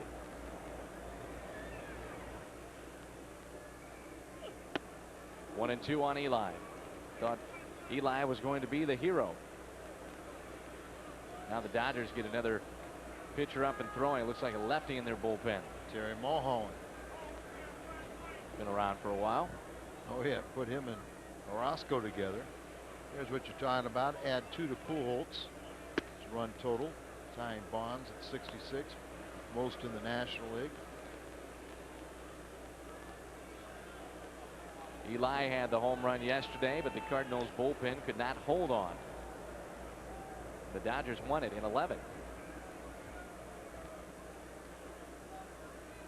2 balls, 2 strikes. And a strikeout of Eli. The Cardinals send 9 men to the dish. And Albert Pujols, a 3-run home run to cap off a 5-run inning.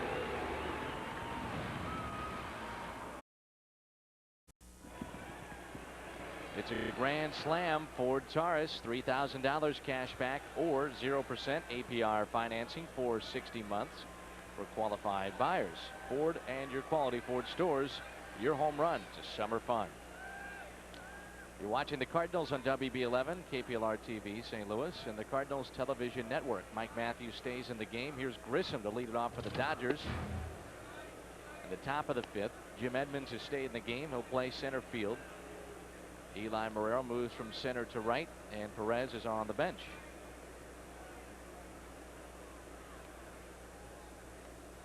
Grissom into left field. Miguel Lazer for out number 1. Mike's retired all 4 men he's faced. There was an off-speed pitch. He had Grissom out in front. Hey, Wyatt Flashman is here. He's celebrating his 5th birthday. He's here with his family and his grandpa Preston, retired Anheuser-Busch district manager in Little Rock, and also a good friend of Jim Riggleman, one of Jim Tracy's bench coach. So, happy birthday, Wyatt. Here's Grudzielanek against Mike Matthews, who's been aggressive. The first man he saw was Sean Green. Went to a full count with him, but struck him out. Then he got Karros to fly out, struck out Hansen, Grissom to fly out, and 1 ball, 1 strike on Grudzielanek. I think that's one knock against Mike, is that it seems like a lot of times he'll fall behind in the count. And I mean, I think those are little things about his mannerisms on the mound, that he's got great stuff, but sometimes he doesn't present that positive image to a hitter. And it's popped up. Polanco has it. Well, before today's game, the Cardinals honored Allison Clark of Caruthersville, Missouri, and Derek Cross of Appleton City, Missouri. Allison was the winner, and Derek was the runner-up in the sportsmanship essay contest organized by the Missouri State High School Activities Association. And they're watching the game with their families in the broadcast suite right behind us. There they are. So congratulations to those two very nice junior high students, Allison Clark and Derek Cross. Congratulations. 2 outs, and here's Turris. Cesar Turris, the shortstop.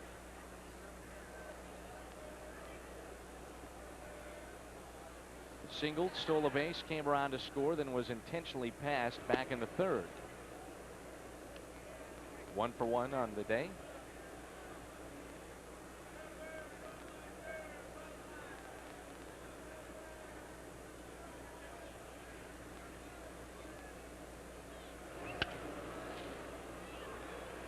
Here's Jim Edmonds, and a 1-2-3 inning for Mike Matthews. He's done a whale of a job to score this innings from that bullpen.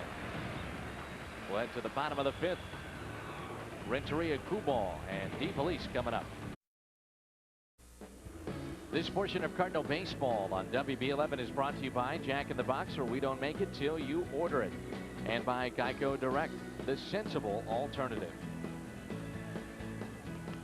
Sessions have been busy today. We started this afternoon, 95 degrees here at Busch Stadium. As we welcome you back, shadows starting to creep onto those seats into right field, but on the left side of this ballpark, it is hot until about 5 o'clock when that shade creeps in. Rebellet takes over at second. We also have a new pitcher in the game. So Jeff Rebellet is a new second baseman. Terry Mulholland is the new pitcher for the Los Angeles Dodgers, and the third used by Jim Tracy this afternoon. Al. You see the high ERA, a lot of hits in 21 2/3 innings. Look at 9 home runs allowed. So really been a struggle for Terry, who's had a nice career and a swing guy that he can go from the starting rotation to the bullpen, trying to get things resolved here. Haven't had to use him in that starting rotation at all with Nomo back. Ishii's been outstanding. Omar Dahl has been good from the bullpen to that starting rotation, with the exception of today. They've had great pitching from their starters. Quickly 2-0 on Renteria. Edgar with a home run and a double today. Renteria, Kubal, and then Mike DeFelice. One hopper to Grudzielanek. One out here in the bottom of the 5th.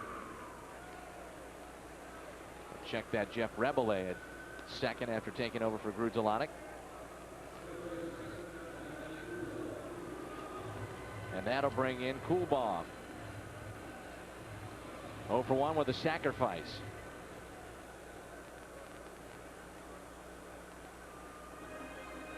Rounded out to short his first time up. And sacrifice back in the 4th. Looks at a breaking ball and a strike.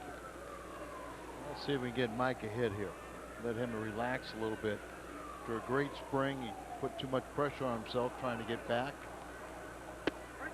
Didn't hit well the first month or so at Memphis.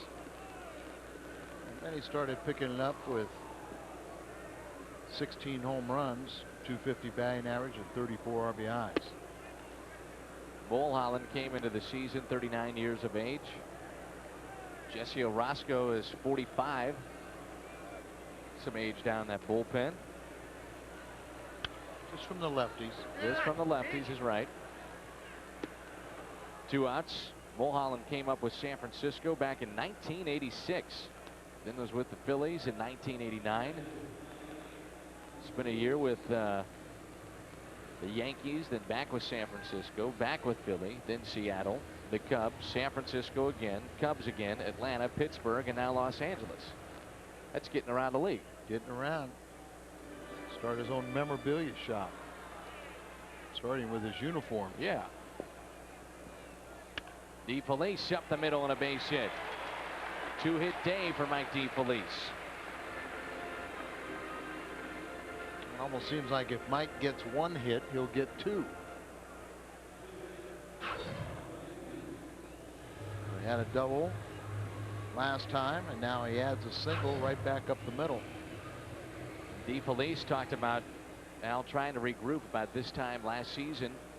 He actually called a former Cardinal farmhand, Roy Silver, who runs a baseball school in Florida, and worked out with him. Try to sharpen his skills, at least to keep them at this type of level, and then sign with the Cardinals. Yeah, I remember Roy, who after his brief playing career was a Cardinal minor league manager.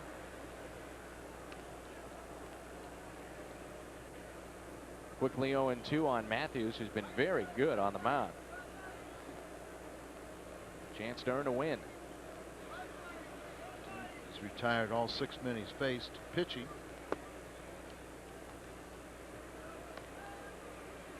It's his second at bat.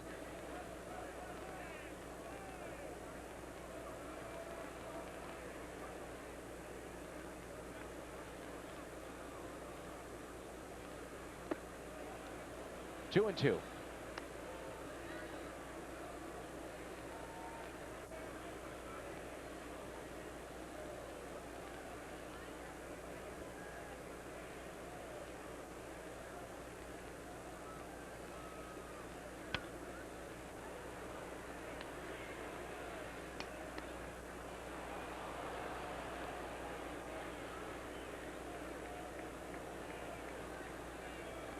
Second half of the season will be interesting now when we get a chance to get J.D. Drew back in that lineup healthy. Also to see what Walt Jocketty can do as far as trying to acquire pitching. Talk more about that when we come back. Matthews will stay in the game. We played 5 and the Cardinals up 9-5.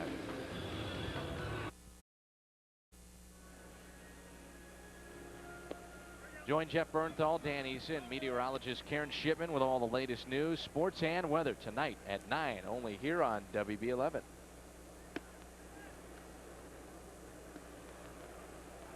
Hot day here in St. Louis.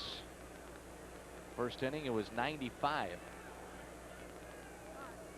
Mike Matthews in his 3rd inning of work here today. 6 up and 6 down. He's been effective. Rebele was part of a double switch. He'll lead things off in the 9th spot in the order, then the top of the order for Jim Tracy and the Dodgers. We're talking about that, though, before the breakout. Second half expectations with this team certainly are high. Cardinals, as we speak, a game up on Cincinnati. Drew will be back, hopefully healthy and able to play with that tendonitis in the knee, patella tendonitis, and possibly a new face or two, and that starting rotation for the Cardinals. Well, we can assume that, but you can't really count on it, and you just got to go out and make the most of it. I think JD will miss one game after the All-Star break, and then he was eligible to return on, say, Saturday, right, in San Diego. And I know they started to increase his activities a little bit, and hopefully he has no setbacks. 2 balls and a strike on Rebele. Pounds it left side, and that's a fair ball. Inside the line, Cairo will barehand and get it in quickly, and Rebele is held to a single. What a play by Miguel. Outstanding play. And just a ball bouncing virtually on the foul line. See how far off the line they are, and just inside the bag, then nobody interferes. That's unbelievable. His fans all had gloves, but did not interfere with it, and there's the great play of Rebele. And he thought about going for 2, but he came up and scrambles back with a very quick play by Cairo to get that ball back in and hold him to a single.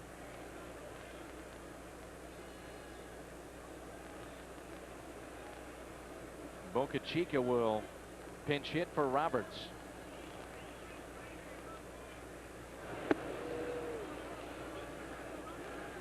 Hiram Boca Chica. And I think Jim Tracy trying to give some of his regular guys a little bit of a breather.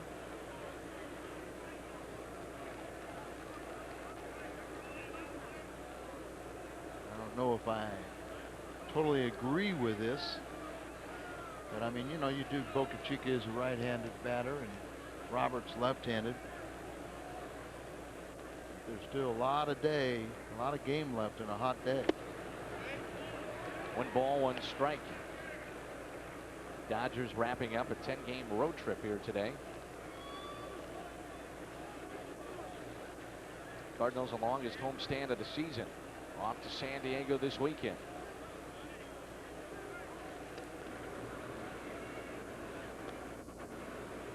We'll be on the road an awful lot upcoming. San Diego, Los Angeles for a brief 5-game visit to the West Coast, and then 2 days here. Actually less than 2 days, really, when you break it down. And then the Cardinals will go east to Pittsburgh, then west to San Francisco for 4. And the 2 games at home will be against the Giants.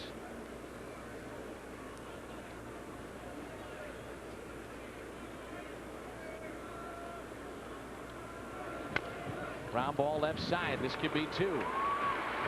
Double play.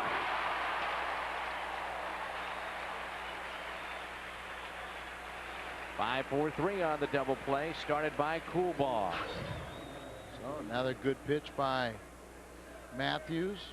Right there, chest high to Polanco. Just let him perfectly. That's what you want to do. Sit there and you chest high and you lead him a little bit. He's coming to that bag, and Mike Matthews still faced the minimum as he's got 2 2/3 innings done. Here's LaDuca. Fastball up and away by Mike Matthews. 3rd pitcher used by Tony La Russa here today. Hackman started with 2 innings. Crudale 1 inning, and now Matthews an out away from 3. Perfect innings. 2-0. LaDuca is over 2 today. 6 hits though in this 4-game set.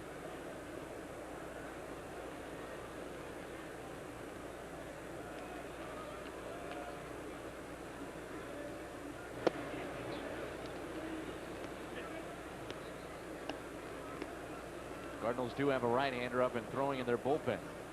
Mike Timlin, in case this game or this inning gets extended beyond Sean Green, the on-deck hitter.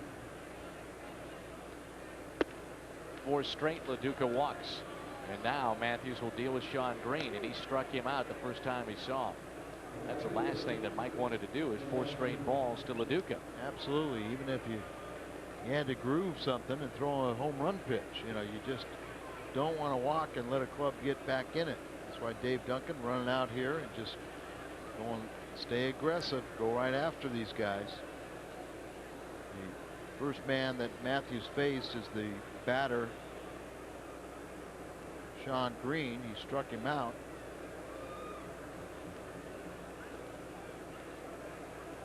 And was back in the 4th inning. And Green is 1 for 2 on the day. It's been a while since Mike has pitched 3 innings. But still, you have to be conditioned well enough to do that.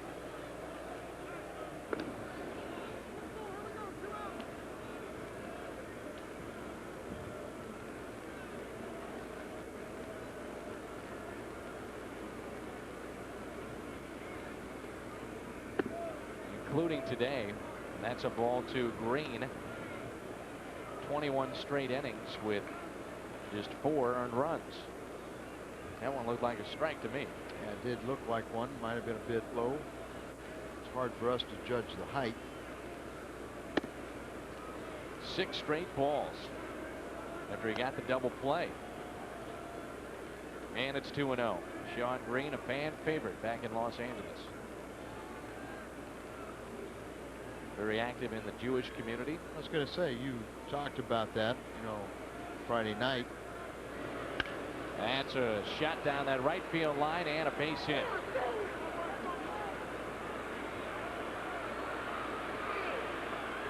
It'll be 2nd and 3rd as LaDuca, without that good speed, had to stop at 3rd. The ball was brought in by Eli Morel in right. Tony will have to make a decision now. Ball behind, breaking ball, and Sean Green just rips it down in the corner for the double. And they're going to go to Mike Timlin right now, try to get this out, even with Hanson, the on-deck hitter. Dave Duncan has already motioned to the bullpen. Timlin is getting set to come in. He'll be the fourth pitcher used by the Cardinals today. So Matthews could not get that final out for his 3 innings of work. He goes 2 2/3. Mike Timlin will come in and face Karros with 2nd and 3rd. Mike Timlin will be asked to get that final out here in the top of the 6th inning with 2 runners on. He worked 3 scoreless innings of relief Tuesday in this homestand against San Diego. That was his 10th hold of the season. Friday he saw Los Angeles 2 2/3 with just 1 hit and a pair of strikeouts. So 36-year-old Mike Timlin, the 4th pitcher used by the Cardinals, will face Eric Karros, and that'll be the first man that he'll see, and hopefully the final man he'll see here in the top of the 6th. Well, one thing for a relief pitcher is, what do they do with the first man they face? And if Mike Timlin can get the first man, Mike Matthews will feel much better, and his chance of picking up the victory will be that much greater. Timlin has retired 29 of the first 35 batters he's faced. Inherited runners and he's stranded, 6 of 13 for Timlin. Eric Karros today is 0 for 3. Just 3 hits in the 3 games against the Cardinals prior to this one. Hitting .294 on the year. Of course, Timlin has been plagued by the home run ball. That's the last thing we want now. Good pitch there, little sinker. Against Mike Timlin, a pair of home runs for Eric Karros. Balls behind, no balls and a strike.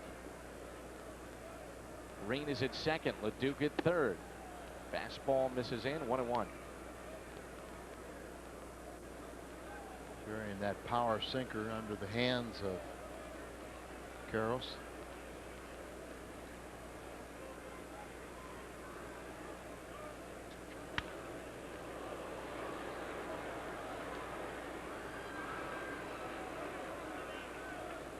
Pete Felice going to go out and talk to Mike.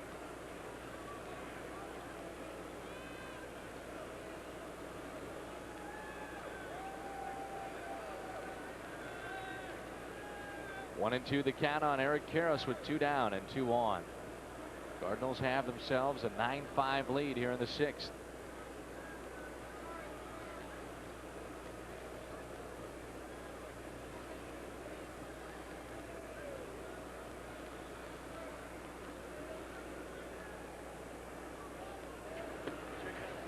Two and 2. Power numbers have been down, as we mentioned before, but Karros does have very good power, has had it in his career. Well, one of the things is he's gotten a little older, and Jack Clark and Jim Tracy have tried to get him to forget about the home runs, but try to hit the ball with authority, line drive, gap power, especially out in right center. Foul ball, stays 2 and 2. Foul that off his foot. Jack Clark. Spent a little time with Jack Clark last night, as he was a member of our Legends coaching staff, and he wanted to see some of the guys, so we were out at Schneidhorst last night. He was a manager with River City Rascals for a season. He'd love to get back here in some kind of capacity with the Cardinals. Here's a 2-2. Foul back. Karros almost saying, I'm going to swing at this pitch, but I'm going to move my legs out of the way so I can't foul it off again. Almost did. So Houston wins. You got to look out for them. They're starting to get that good, solid pitching, and it's like Milwaukee's about to close out Cincinnati, so the Cardinals need to win to get a 2-game lead. Check swing. Did he go? No. Mike DeMuro with our call. By the way, our umpires today, Hunter Wintelstad is behind the plate. DeMuro is at first. Barksdale at second. Ed Montague is our third base umpire. Doesn't seem right to see Jack Clark wearing that Dodger uniform, of course. Look at Guerrero out there in left field, throws his. Why'd you pitch to him, Tommy? LeDuc in foul territory and jumps out of the way. Oh, that's Tom Niedenfuhr, of course, gave up that home run, and the Go Crazy folks. Do you remember that story about? Should I pitch to the so-and-so? I'm trying to think of Terry Forrester. Gave up a home run to Joe Morgan. Popped up off the bat of Karras, and Timlin should get out of it. Edmonds calls for it. He has it. And Timlin strands two, and Tony La Russa can breathe a bit easier. 9-5 St. Louis. Here's our Sun Trep trivia question. Who was the last Cardinal to homer in an all-star game? How about number 2, Red Shandies? Well, Mark McGwire, Reggie Smith. Reggie Smith back in '74, Al. I was going to say Red did, if I'm not mistaken. To win a game, right? To win a game in like the 16th inning. 1974. Reggie was a teammate of mine, and then of course he went to the Dodgers from the Cardinals. Here's Cairo to lead it off. He's the leadoff man for the Cardinals today. Near the bottom of the 6th. Terry Mulholland is the pitcher for the Dodgers. Terry's in his 2nd inning of work. Faced 4 batters the 1st inning, only a base hit by DeFelice.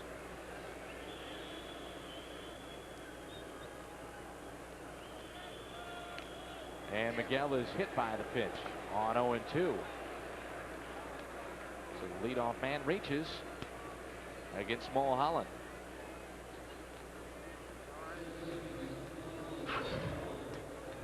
Terry coming in on him and gets him right up in the upper arm.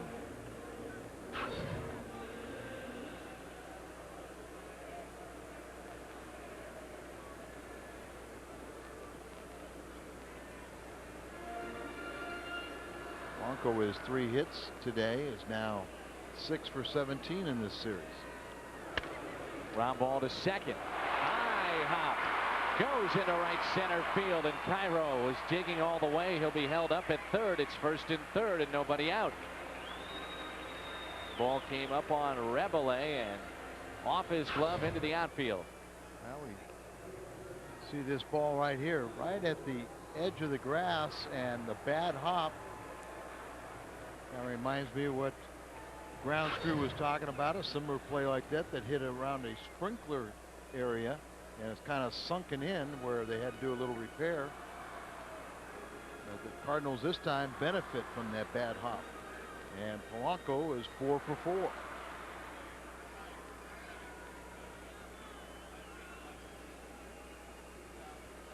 Here's Albert Pujols, 1st and 3rd.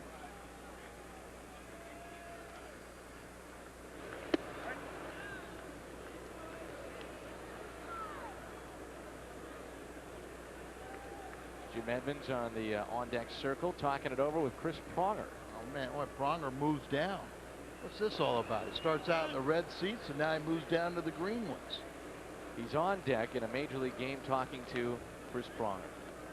Well, he was in Tony's seats earlier, and now he's moved down to the owners. Chris is training very hard for next season. Yes, we can see. At least he doesn't have the wrist on the cast wrist anymore. How about the knee? He was limping around. 0-2 on Pujols. He drives it into right field. On the run is Green. He won't get it. One hopper off the wall. 1 run scores. That makes it 10-5 St. Louis. And Albert has himself a double. 3-hit day for Albert Pujols and a triple away from the cycle. About 9 hits between your 2, 3, and 4 batters. And Edmonds can add to that. He's coming here. Shoots a gap out in the right center. 1 hops the wall. Cardinals catch a break. Well, it wouldn't have mattered if he was a ground rule double or not. It wasn't, but Polanco couldn't come around to score, so 2 sitting out there for Edmonds. 10-5 Redbirds, 13 hits on the day, and nobody out here in the 6th, and the infield is drawn in.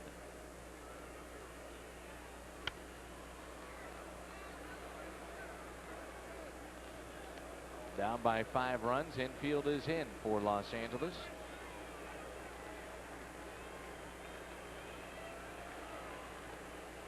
Edmonds has a single today. His average has dipped to 316.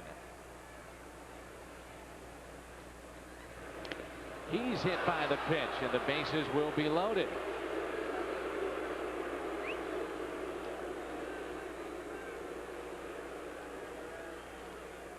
Mulholland has hit 2 in this inning. The first was Cairo, and now Jim Edmonds.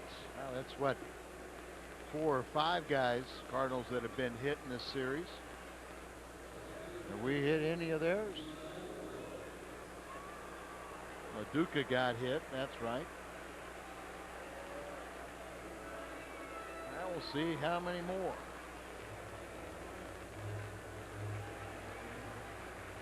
Marrero is 0 for 3 on the day. Polanco, Pujols, and Edmonds. Bases loaded. Eli swinging for the fences. Strike 1. Eli, career high in home runs. He's got 1 grand slam. Just make contact, Eli. He's won. You know, if the season we're in today, he would be virtually have almost career highs in every offensive category. And that's something. Right about it there. Like he's like 1 RBI away from tying his career high. Ooh, right on that rip. pitch.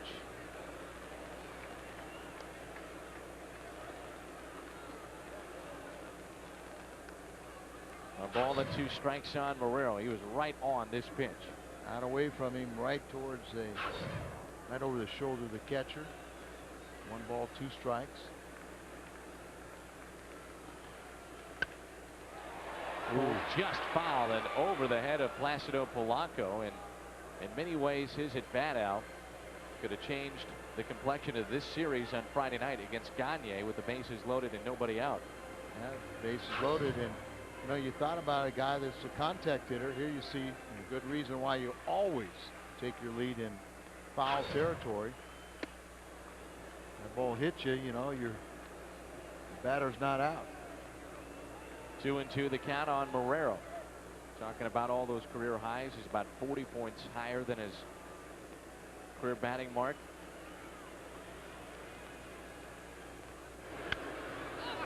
And it's popped up behind home plate and out of play.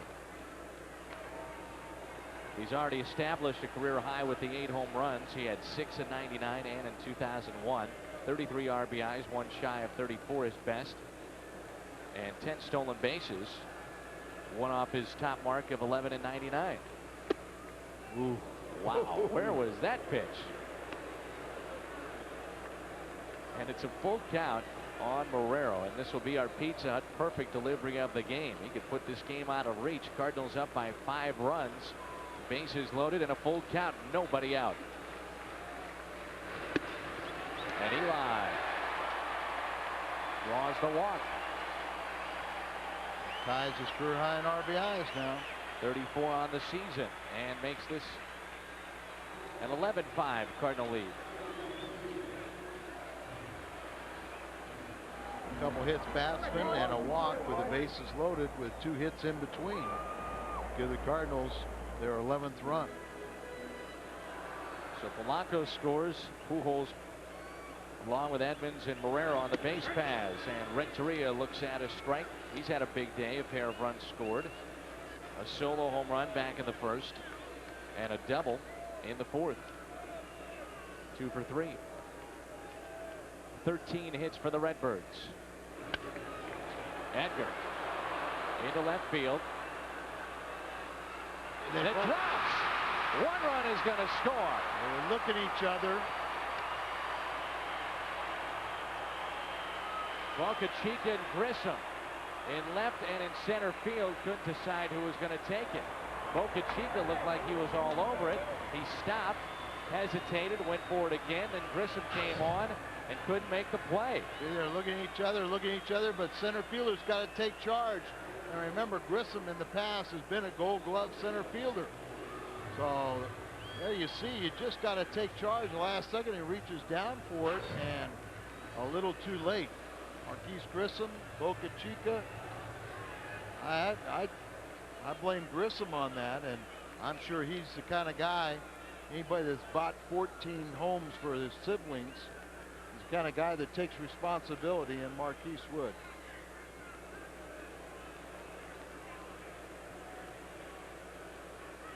And a hit is given to Renteria. Take it.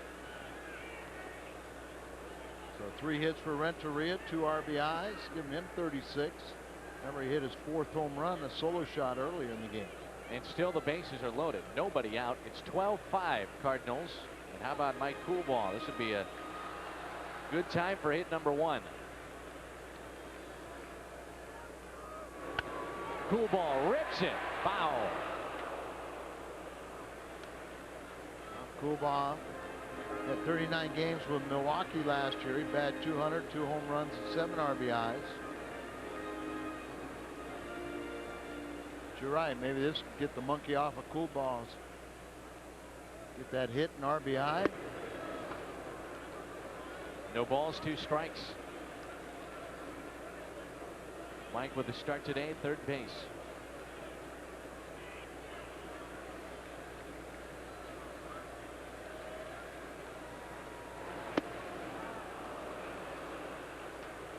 That's the first out. Strikeout by Terry Mulholland of Coolball. And that'll bring in Mike DeFelice. DeFelice today, 2 for 3. RBI double on a broken bat. Down the third base line. And he also picked up a base hit. He's lined out his other time up. And he looks at a strike. It's 12-5 Cardinals on 14 hits today. No grand slams in the career of Mike DeFelice. Little chopper, that could be 2. There's 1, there's 2. Cardinals, though, play 3. They got 4 in the first, 5 in the 4th, and 3 here in the 6th, and they lead it 12-5. Home field advantage goes to the family arriving at the game in their Ford Windstar. Now with $3,000 cash back or 0 APR. Ford and your quality Ford stores, your home run to summer fun. Beautiful hot afternoon here at Busch Stadium, and even more fun as the Cardinals have played 6 innings, scored 12 runs, and have a 12-5 lead. I saw this sign out in left field. Just married. We miss you. Well, where are they? I think maybe they took a hiatus back to the hotel room, right? Oh, yeah. Now, I could say something. 4th of July weekend, lots of fireworks. You raise your eyebrows like that. I could say something, but then you'd be mad at me again. I'm not mad at you, Al. Then I can say we it. are the best of friends. Then I can say it? No.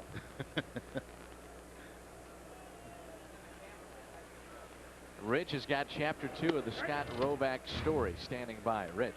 Yeah, Dan, when we began this telethon, Scott and I were talking a little bit about his work, right? He can barely miss a pitch as he's focused in now on Mike Timlin. Scott, tell us, you've got a very long lens there, don't you? I bet you've heard that before.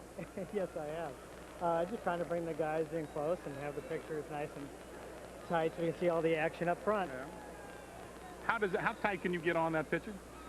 On the picture, I only have half his body, so right now I'm looking at Pujols, the right side of the infield with the lefty up. If he pulls the ball, then I got that side covered. And when you shoot, don't you really have to guess? I mean, there's a lot of guesswork. You don't know where the ball's going. Not at all. It just helps being around baseball and watching it for so many years, trying to learn the hitters, and a lot of times you just guess. I mean, I see you at basketball games. That's much easier to shoot than baseball. Yeah, basketball, you just look for the hoop, look for passes, but this thing's so fast, it's, you know, you just got to guess where the guy, for nice dive plays, and for double plays, you just go focus on second base a little easier. And you look very cool. Did you get that? Did you get it, Scott? Did you get that ball going? Wait a minute. That's a good shot. He dropped it. Did you get that? Well, I'm looking for the guy to get picked off the bag now. See there, in a minute of, I don't know, about 10 seconds, he missed 14 good shots, fellas. I had him. He didn't. Rich is a little tough, isn't he, down there? Calm down, Rich. I bet Scott got them all.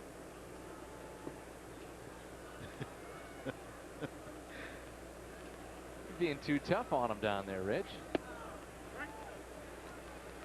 One of the things that our fans can look forward to on Wednesdays when we're doing a Fox game, we're going to start doing a pitcher-in-pitcher, where we'll have the capabilities of isolating like Scott Rovak. That's a base hit. Fast, cool ball near the corner. Cairo will cut it off and get it back in quickly, but a double for Grissom. His second hit of the afternoon. Here comes the Dodgers. We'll have the, like Rovak trying to make a still photograph. We're going to have a pitcher-in-pitcher where we can maybe concentrate on, say, a left fielder, like there right here, and you follow that left fielder as he's going to the ball. Still see all the action, but we can isolate on one position player or something else, give you a little bit different look, see what happens as the ball is put in play, what guys do. That'll be nice. Hopefully. There's so many nuances of the game that you just can't capture with the pictures that we give you. Our guys are some of the best in the league.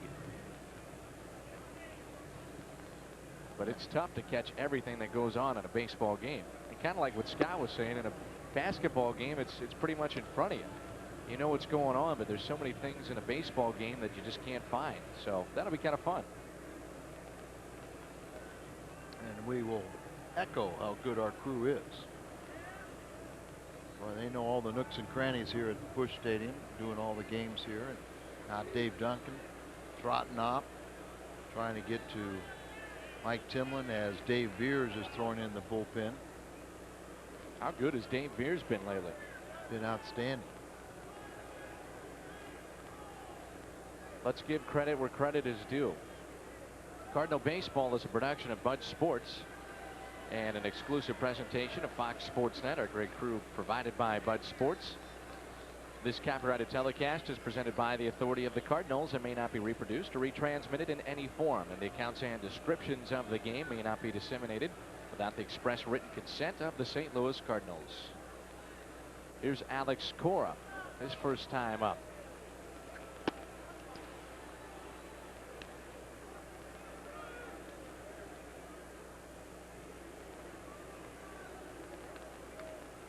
Cora's hitting .301. 1 for 4 in this series. And it's 3-0. No doubt Tony La Russa, along with Dave Duncan and Walt Jocketty, have to be concerned about Woody Williams, who in many ways, Al, has been the #1 starter for about the last 2 or 3 weeks, leading with his bat and the way that he has pitched. He's just been everything and then some. But with what transpired yesterday, you become a little uneasy. Well, that's right. And, you know, hopefully it's just something that'll rest will take care of. I doubt that he's going to make that his next scheduled start, which would have been the first game after the break. Right. Remember, they wanted to give Matt Morris at least another little bit of a breather. He wasn't scheduled to start until his second game. So the urgency to find some pitching, and Tony's trying to yell to get the attention of the umpires to call timeout. And is he going to make a double switch here? So it looks like Dave Veers will be coming in, as Timlin was good enough to get the final out of the 6th, but no one out here in the 7th. And Veers is set to go. He's walking off the mound in the bullpen, so I probably think that would DeFelice be part of it. Looked like he was motioning as if he was going to do a double switch. We'll see. Bases loaded, nobody out. Robinson will take over in right field for the Cardinals. He'll take over for Eli Marrero. After Eli had started in center, he moved to right, and then Edmonds came in off the bench. Dave Veers will be the 5th pitcher used by Tony La Russa and the Cardinals today. will come in with the bases loaded and nobody out. It started with Hackman, Crudale, Mike Matthews, who worked very well out of the bullpen, Mike Timlin, and now Dave Veers. So Veers in a dangerous spot with bases loaded and nobody out. And it looks like Marrero, it's going to be part of a double switch. Marrero's going to move from right to behind the plate. DeFelice was out there warming up Dave Veers, so Marrero just took some time getting that equipment on, and he'll move from center field, right field, now to behind the plate. Doesn't matter, it's like little leagues to him. Right, but that's what they're waiting for, is for Eli to get ready. So Veers kind of standing around there. Don't want to be standing out there too long under this heat. He's leading the team's relievers in both appearances with 38 and holds with 13. Here comes Eli.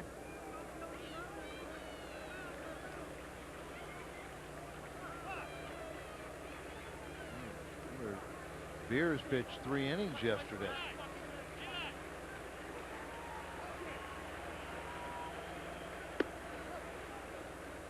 Good day by DeFelice, a pair of hits, also an RBI. So Eli will go out and talk it over with Veers. This is yesterday, 3 innings for Dave Veers against the Dodgers, only 33 pitches, so you figure you can get an inning out of Mr. Veers here today.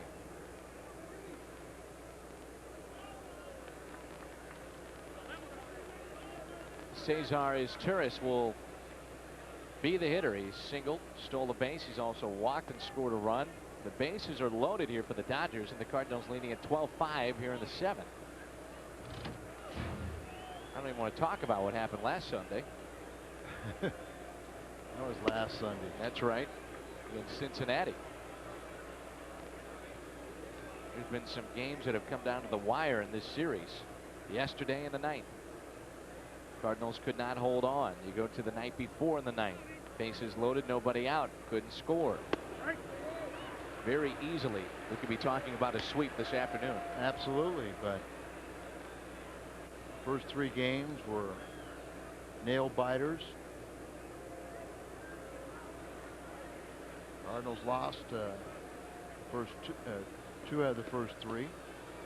As you said, just a break here or there, they be looking for the sweep. You give all these players credit with the loss of a teammate and a friend like Darryl Kyle, but you give even, it seems like, special credit to a guy like Dave Veers, one of his closest friends for so many years, and he has just been terrific the last couple of weeks. Line shot into left, and a sliding misplay in left by Cairo. A force play and safe at third base, so the base is still loaded and nobody out, and a run scores to make it 12-6. Well, like yesterday, Cairo trying to do a little bit too much and doing it too quickly. I mean, here he's trying to make the sliding catch. He didn't need to make the sliding catch. Catch it standing up. Starts sliding, it changes the eye angle. They can't give that a base hit, can they? They already there's awarded the error. Yeah. There's the error finally.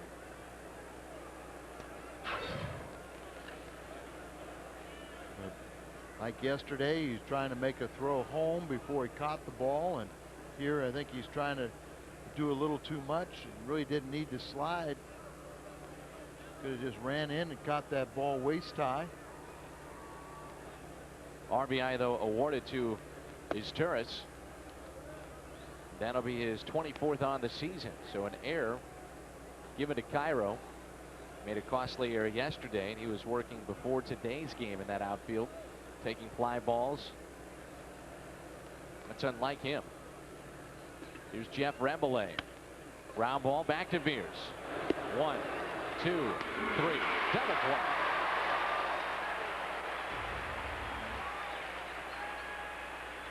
We saw it on Friday night when Polanco grounded back to the pitcher Gagne.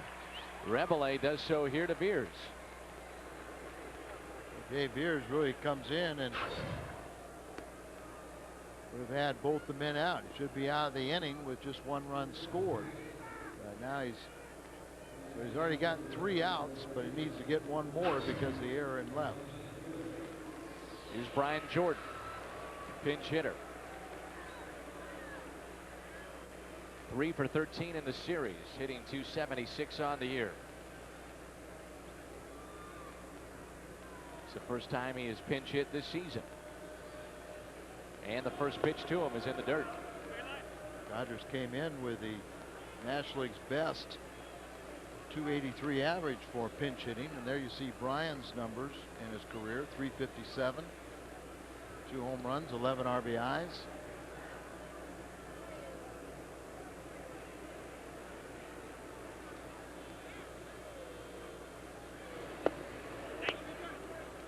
Two and 0. Jordan, of course, came up with the Cardinals.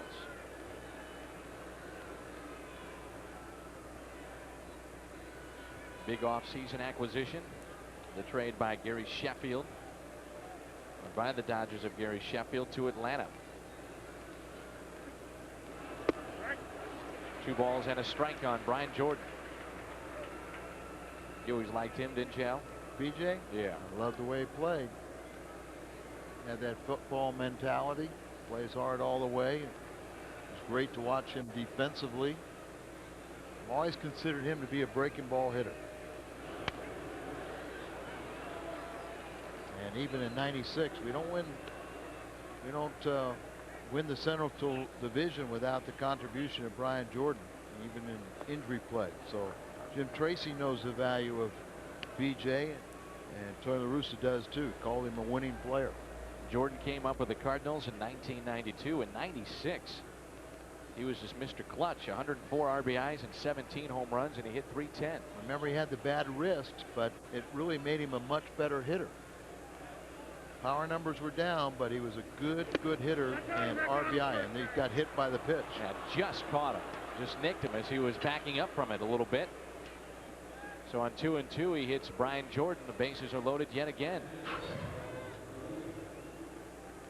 Splitter just kind of runs in on the right-handed batter and just grazes him around the forearm.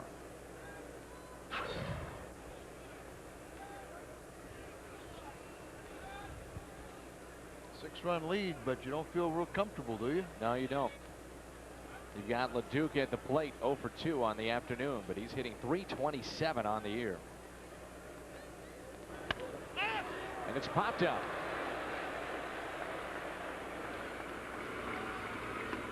Polanco has it. And LaDuca leaves the bases loaded.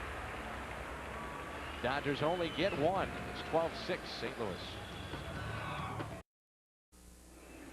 Congratulations to Brent Rover, today's merchandise prize winner in the Hyundai long drive inning sweepstakes. If the Cardinals hit a home run in the 7th inning, Brent Rover will qualify for the grand prize drawing for a Hyundai Santa Fe at the end of the season.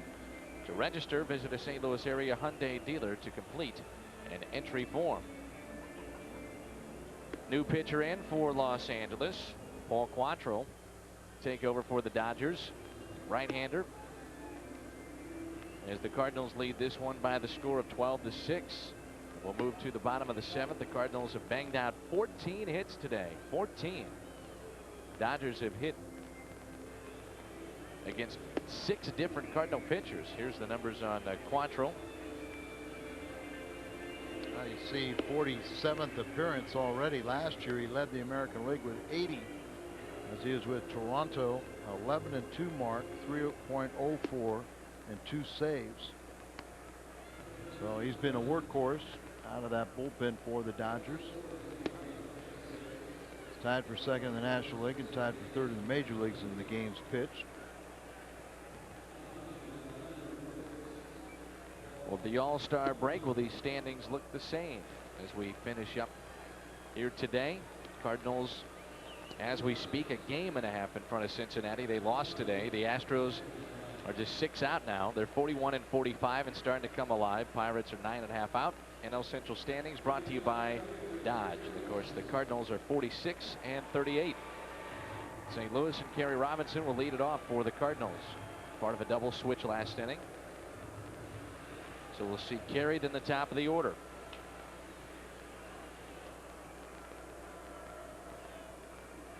Brian Jordan stays in the game.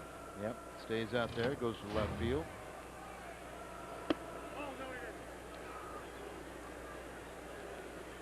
Cardinals will enjoy some time off. A chance for these players to get away from the ballpark, be with their families after what has been one of the hardest first halves as far as things that have happened away from the field this franchise has ever seen. The death of Darryl Kyle. Jack Buck passed away. That tough has been on Tony, where the loss of his father, his godfather, in a very short time, he and Jack Buck had become very close. And then the loss of Darryl Kyle, one of his real leaders and real pitching leaders and clubhouse leader.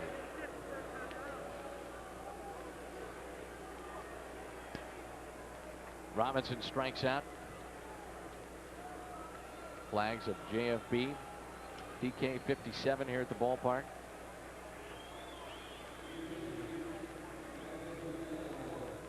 Tino Martinez will be the hitter.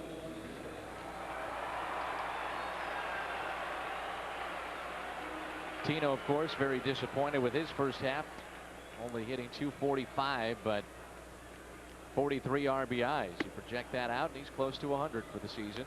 He's part of our Auto Tire pinch hitting group.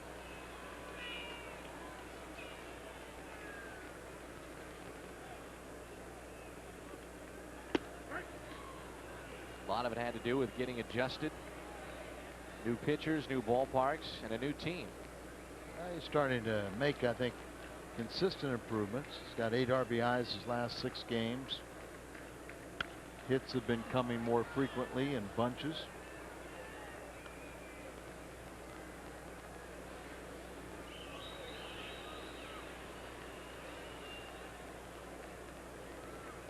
One and two on Tino. Last year he was really a second half player for the Yankees, and does so again. His numbers will be there.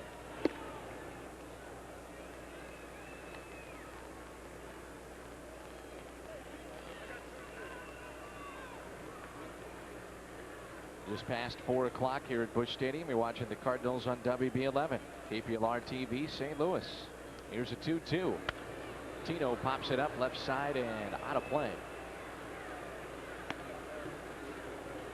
The second half is going to be fun, though. The Cardinals do go out and get a starting pitcher. J.D. Drew finally healthy. The month of June, Tino almost hit 300.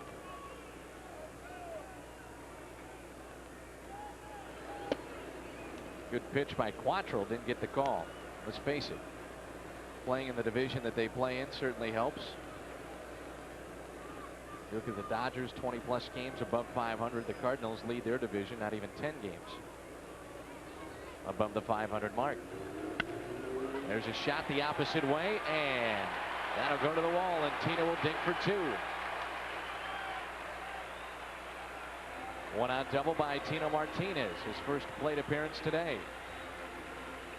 Let's build on that once we come back after the All-Star break, but let's also see if we can build on the Cardinal lead.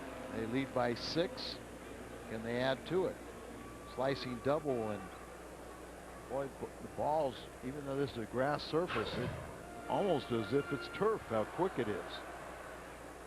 A lot of balls have been getting to the wall. Here's Polanco. He's had a big day, 4 for 4 on the afternoon. Leaders at the halfway point in the American League, Seattle in the West.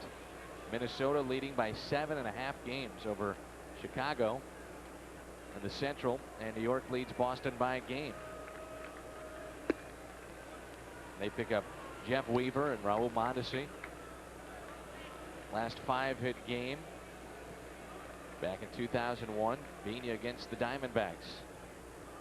Let's see if we can get him that 5th hit.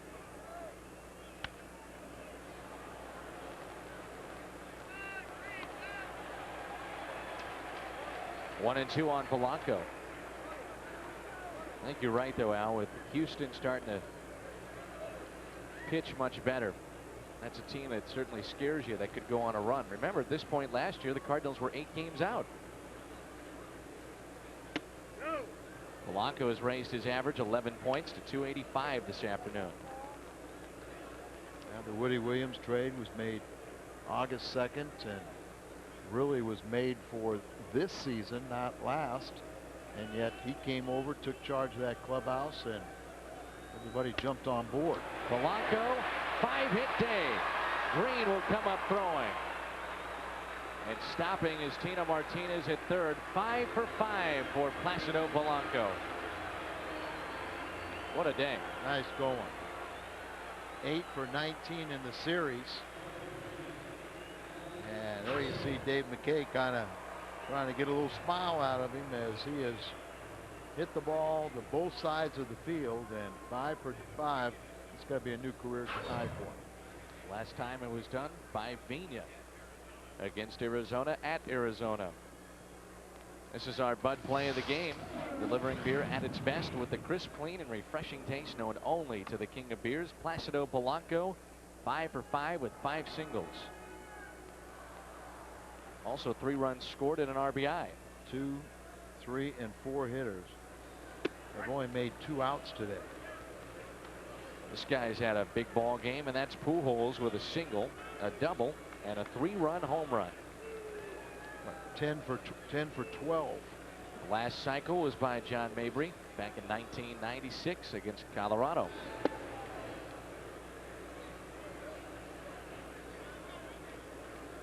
Mabry is playing now for Oakland and playing very well, hitting close to 400.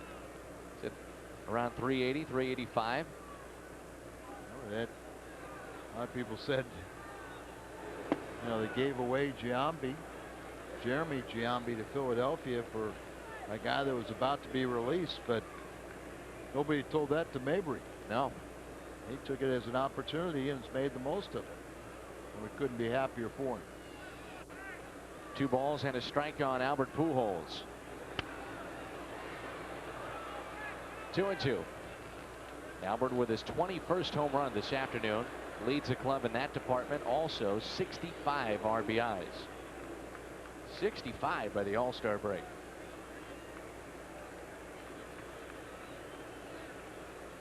Edmonds on deck.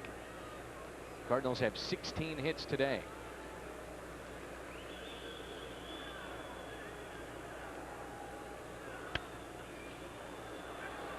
That'll find the seats.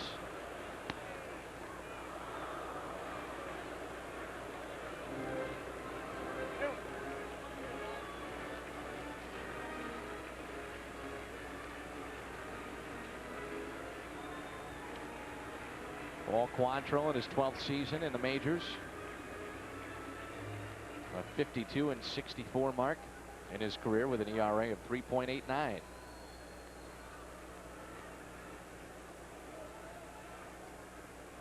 Was with the Blue Jays last year. Albert a check swing. He went around.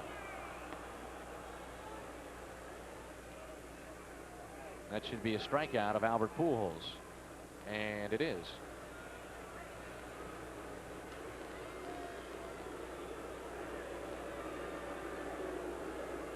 Still only get 3, huh? Apparently. A little aggressive. And yeah, he does go around. And here's Edmonds with 2 outs.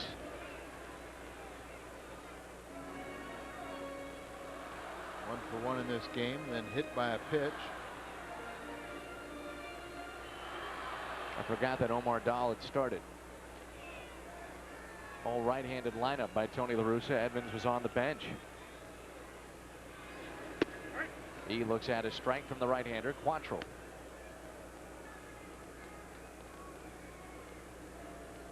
Be playing behind Polanco at first base.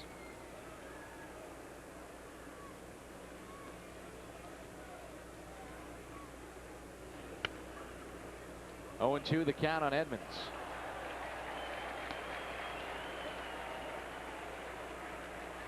We talk so much about the tragedies in this organization, but the injuries as well, as we've seen a nice play by a fan. I mean, you think about Edmonds being out, J.D. Drew being out. Same Dodger fans caught 2 balls today.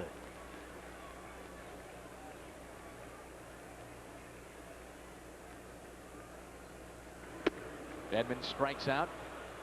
But it's been a huge day for the Cardinals and a huge day for Polanco. A 5-hit day. 5 singles on the afternoon for Placido.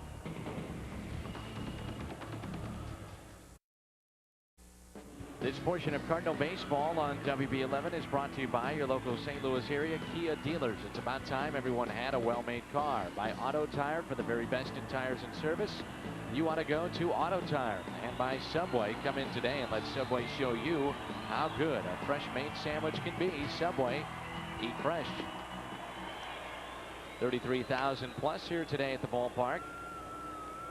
Glad to have you with us along the Cardinals television network in WB11. It's a 12-6 Cardinal lead as we move to the top of the 8th. This game is now 3 hours old. Began play, it was 95 degrees.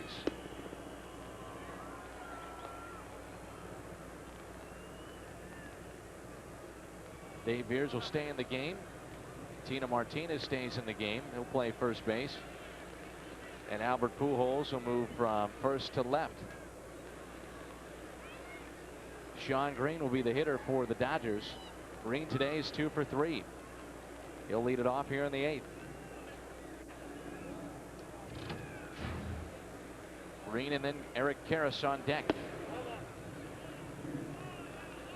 Sean Green, an all-star for the Dodgers. 26 home runs, 68 RBIs.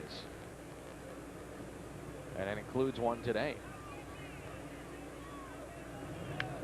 Dodgers at one point actually led this game. The Cardinals jumped out to a 4-0 lead in the first with a 3-run home run and a solo home run.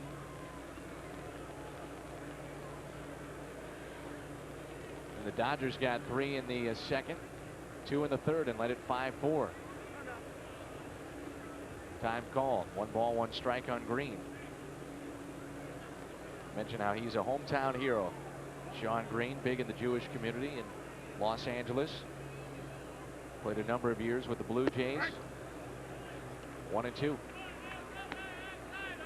Very likable fella. And there you had Sandy Koufax, who was such a big part of the LA community.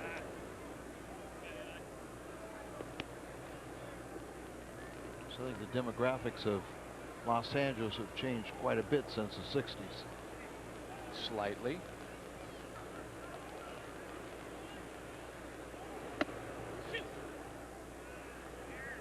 Why it was so important for them to find a Mexican star. They did so with Valenzuela.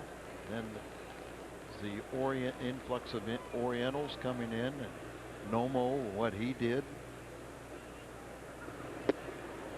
Green draws a walk after falling behind with a count of 1-2. Veers lost him.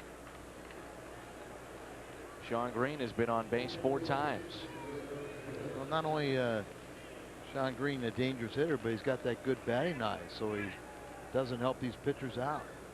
He's got that great bat speed. You look at him and you say, how does a guy tall and slender like that hit 26 home runs? I mean, we're used to seeing McGuire do it, or a guy like Albert Pujols, but Sean Green, the way that he looks, 26 home runs. That could be 2. Cool ball to second. That's a double play. Almost came up on him. He stayed down long enough to make the play. And there's 2 outs. You're right on Coolbaugh. Came up and the ball stayed right there, so he was able to field it. Surprise, surprise. And Karros really didn't run very hard. You know, a hot day like this, and you at the major league level, you think it's routine, and he helped make it routine by not hustling. Here's Dave Hansen. Good pitch by Veers. Cardinals open up once again. We want to tell you Friday night against the Padres in San Diego.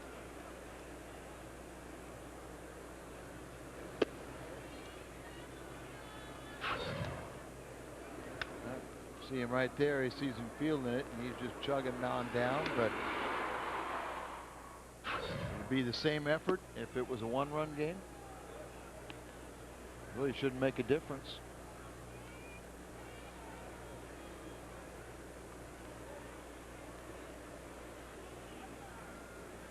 Hansen today is 2 for 4. 3 for 5 in the series. 2 balls and a strike.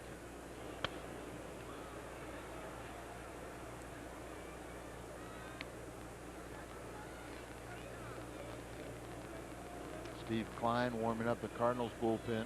Jesse Orozco was throwing for the Dodgers.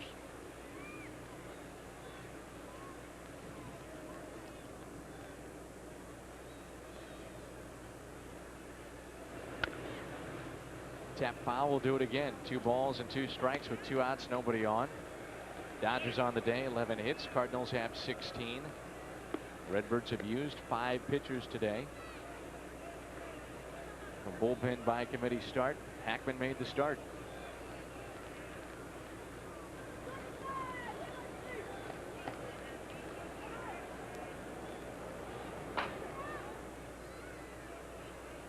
Here's a 2-2. Line drive into right. Late break by Robinson. He can't make the play. Hansen will try for 2, and Carey's just got to get it in. Did not get a good jump. Line drive right at you, and he froze, and the hesitation would allow the ball to get down in front of him for the double. Inside kind of jams him a little bit. Took a false step back and then tries to come in. For all intensive purposes, he slowed it up enough to where he kept it in front of him, or so to speak. So Hansen at second extends the inning to Grissom, who's 2 for 4.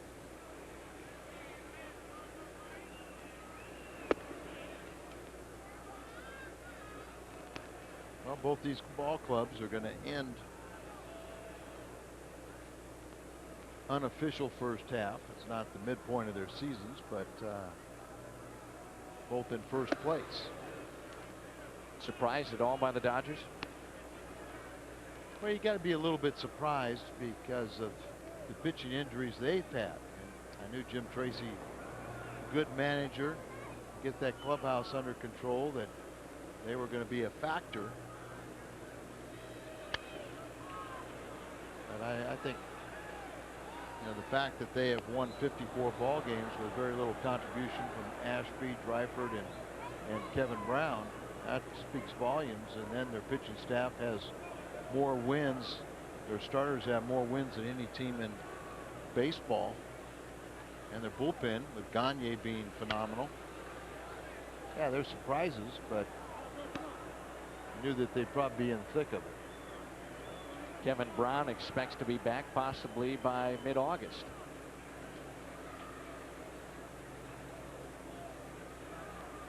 Two and 2 the count on Grissom. Came up with Montreal back in 1989. Chops it towards Tina Martinez, and he has it. We'll move to the bottom of the 8th. Good work by Veers. Marrero, Renteria, and Kubaugh due up for St. Louis.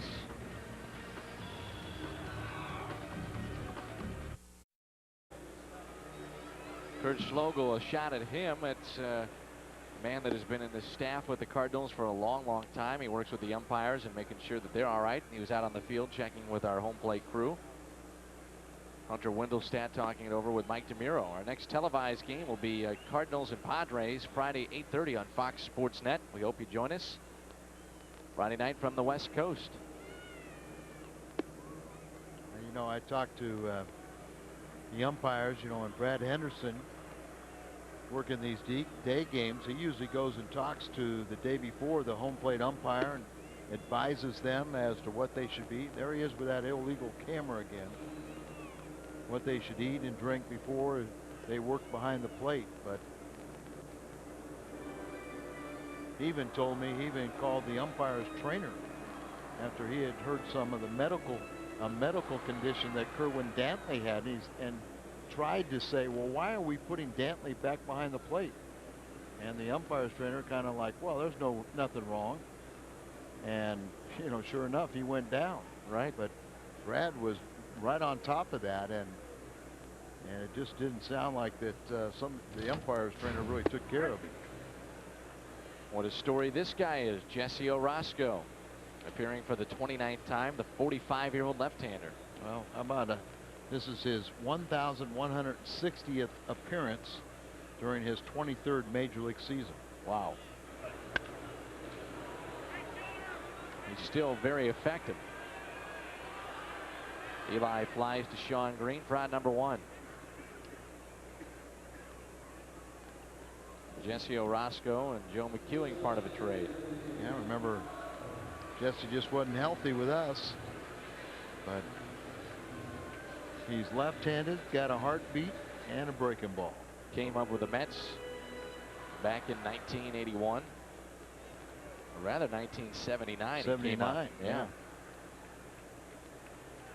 Next year he spent in the minor leagues, then came back up in 81, was with the Mets. All-time pitching leader in games pitched for decades, 70s, 80s, 90s, 2000.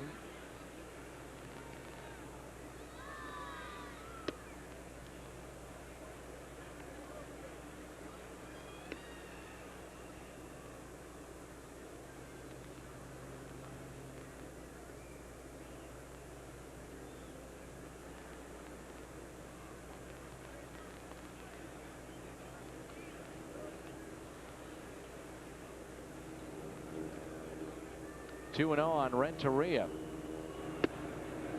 Solo home run back in the first for Edgar. Also doubled.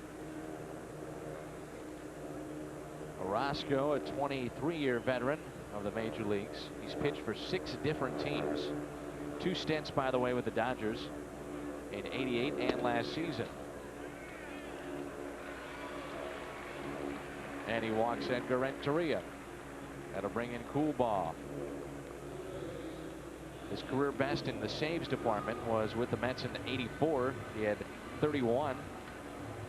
He pitched in a career high 71 games for Baltimore in 1997. How about this? Over his career, he has averaged over 8 strikeouts per 9 innings. It is amazing for 23 seasons to do that. Here's Coolbaugh, looks at a ball. He still can be very nasty as a situational left-hander. Mike Matheny is on deck.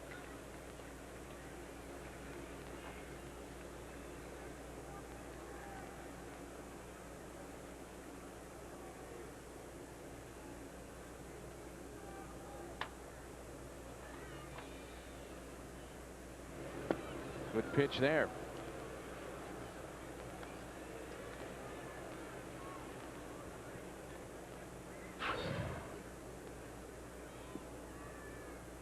Breaking ball.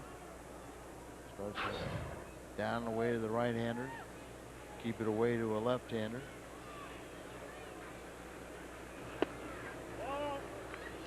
Two balls and a strike. Coolbaugh today is 0 for 3.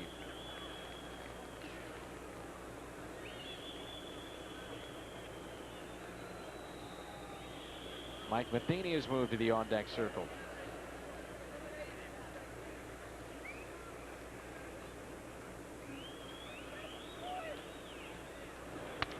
Ground ball off Orosco. Great play there, but then thrown away.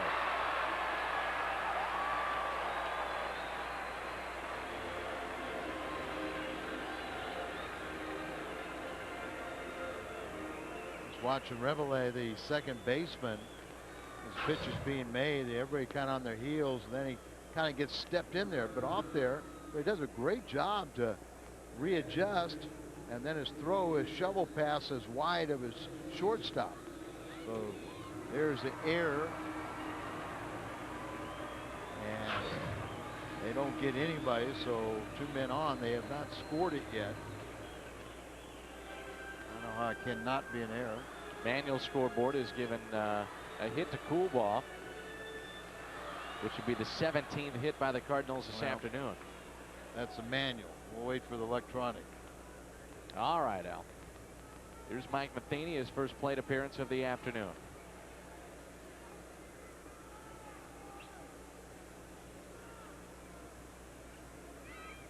Gary Robinson on deck, 2 on.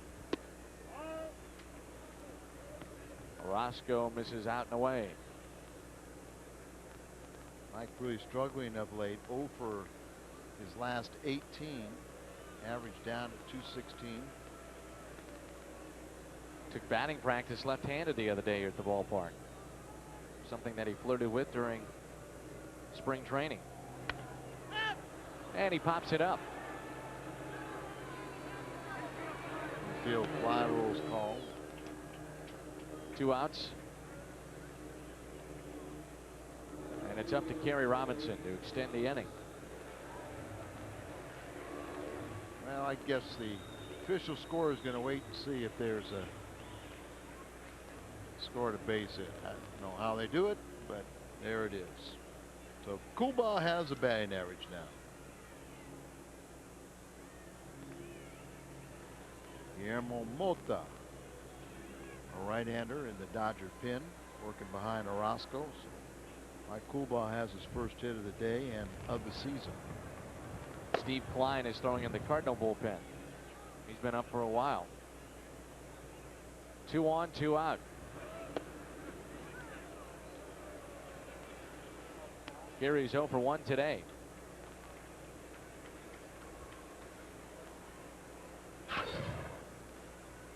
Ball wide, so he catches the ball in the glove and his helmet in his bare hand, or the mask.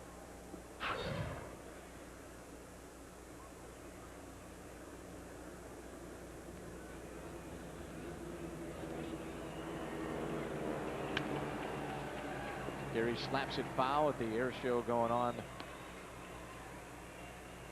the riverfront here in downtown St. Louis and overhead. Parachuter coming down.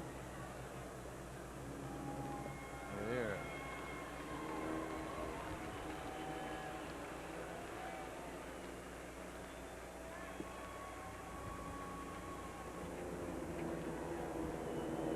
Where's Rich Gould? Rich is in that parachute. Okay, just checking.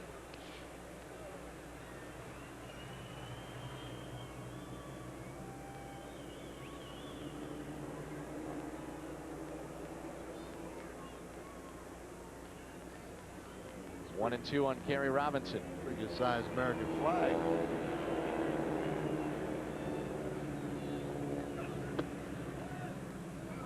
Two and 2. Fans are enjoying it here at the ballpark. I enjoyed this score, and Old Glory looks beautiful.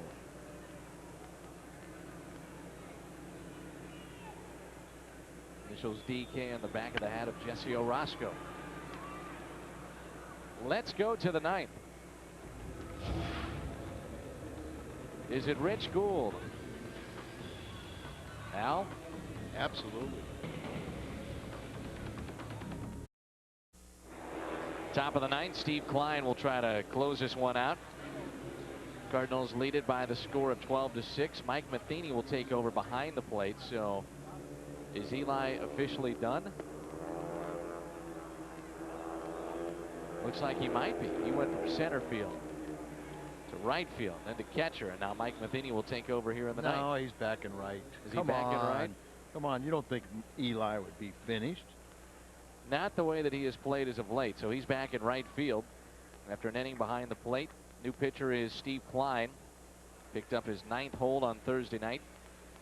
His 5th in 7 games on this homestand. He has 23 strikeouts in his last 20 innings. First man we'll see is Alex Cora. And a strike from Steve. Well, Klein's starting to settle down, Al, to like what we saw pretty much the last year or two. he had the rough outing yesterday. But, you know, you lose one game every year. I guess you can tolerate that. I know Steve hasn't been happy with the consistency of his breaking ball.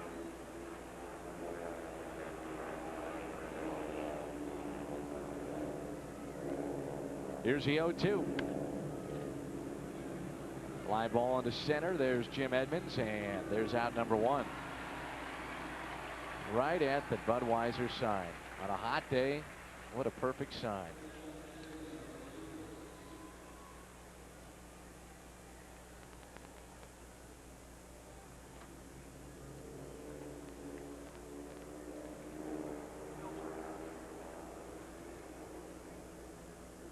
Here's the shortstop for the Dodgers. With one out, nobody on. Ground ball. Good play, Polanco. He got him. 2 outs. 5-hit day for Placido, and a very nice defensive play here. Absolutely. Looks like it's going to go up the middle. Remember how hot it is, but yet still got some game left, and an excellent play. Good stretch by Tino, but it's all this going into the outfield, reversing yourself, getting a little bit behind the throw, and nipping at the wild. Got a pitch hitter, Adrian Beltre.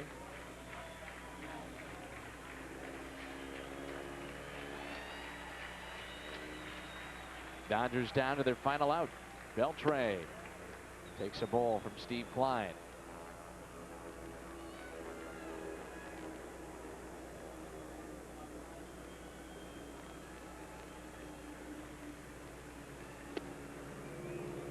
The reposition player by Bud Ross, their backup catcher, has been used by the Dodgers, and Tony's used every extra man except for Vina.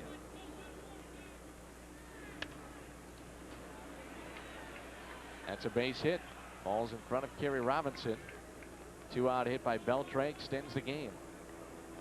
Cardinals picked up 4 runs in the first, 5 in the fourth, 3 in the sixth, and lead at 12-6.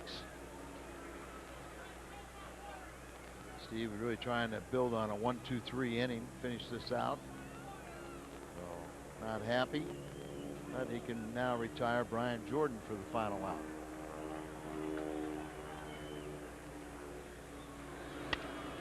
Ground ball. Polanco to his left. Dives, and why not? He should finish this game out. A 5-hit day and 2 stellar defensive plays to end it.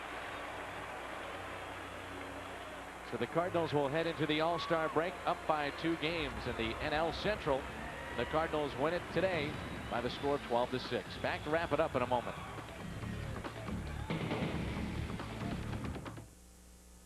Hi, I'm Fox 18 Sports Director Jeremy Moss. Join me every Sunday night for professional golf of the Quad Cities Hole of the Week right here on Fox 18 9 o'clock news. A special Monday presentation. Experience Smallville from the beginning. Monday at 8 on WB26. Bye-bye love.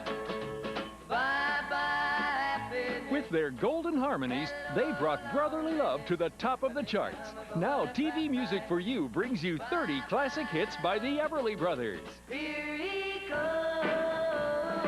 Here are the songs that put them in the Rock and Roll Hall of Fame. Wake up, little Susie, wake up. Problems, problems, problems all day long. Dream. 2 brothers, 1 great sound. Never knew what I missed till I kissed you. I bless the day I found you. You'll never know that I still love you so. The best of the Everly Brothers on 2 CDs or 2 cassettes. Walk right back. Call toll-free to order the Everly Brothers. 2 CDs, $24.99, 2 cassettes, $19.99, plus shipping. Have your credit card ready and call now. I don't have a problem with the pattern, but I just appreciate a little heads up. You know, what's the problem? Sure. Cardinal Baseball on WB11 was brought to you by Budweiser, delivering beer at its best with the crisp, clean, and refreshing taste known only to the king of beers. By Southwest Airlines, bringing people together with lower fares. By your local St. Louis Chrysler Jeep dealers, the official automotive sponsor of the Cardinals on WB11. And by Dobbs Tire and Auto Center, St. Louis's #1 choice for tires and automotive service. An emotional first half comes to a close here today. The Cardinals win it by the score of 12-6, and we'll wrap it up in just a moment. Ken Bellman talks about today's conversion van. Today it's a luxury traveling family vehicle. You can travel in luxury and comfort. You get 2 TVs now, 2 VCPs, DVD. It's just everything that you could possibly want in a vehicle. The selection of vans is the best selection you're going to find anywhere in the world. I think also our 29-minute delivery. We will actually get that unit ready for you in 29 minutes, and you can take it home with you. Bellman, it's where everyone buys. The Earl of Sandwich was the undisputed ruler of the sandwich world. I give you peanut butter and banana. Bologna. Love sandwich. Why is there bread in the middle? Silence! Why is there bread in the middle? I'm going to lose the middle bread, add a tender, spicy chicken breast, and call it Jack's Spicy Chicken Club. Hey, the middle bread's missing. Silence!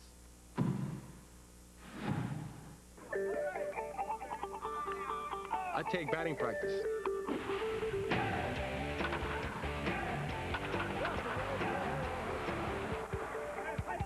I take infield practice. I take Viagra. Ready to try Viagra for the first time? Ask your doctor if a free sample's right for you and visit Viagra.com for more information. Step up to the plate and make an appointment to see your doctor. Alen Hurley owns a Hyundai Elantra. I researched it on the internet. There was no comparison. The competition can't match the Freedom of America's best warranty. The warranty for the Elantra was the best out there. It also has a long list of features, including front and side airbags. It's the only car in its class that has them standard. The gas mileage is excellent. It's a great value for the money. The Hyundai Elantra, at just $13,044, it's a solid value. Get $750 cash back or choose 0.9% APR financing now. 3.5 hours and the Cardinals win it over the LA Dodgers by the score of 12-6 as the All-Star break is here and the Cardinals finish up the first half 2 games in front in the National League Central Division in front of Cincinnati. So 12-6 the final. Our next telecast will be Friday night 8:30 on Fox Sports Net from the West Coast. Mike Matthews the winner. He's 2-0. Omar Dahl took the loss. He's 7-4 and we will talk to you Friday night from San Diego.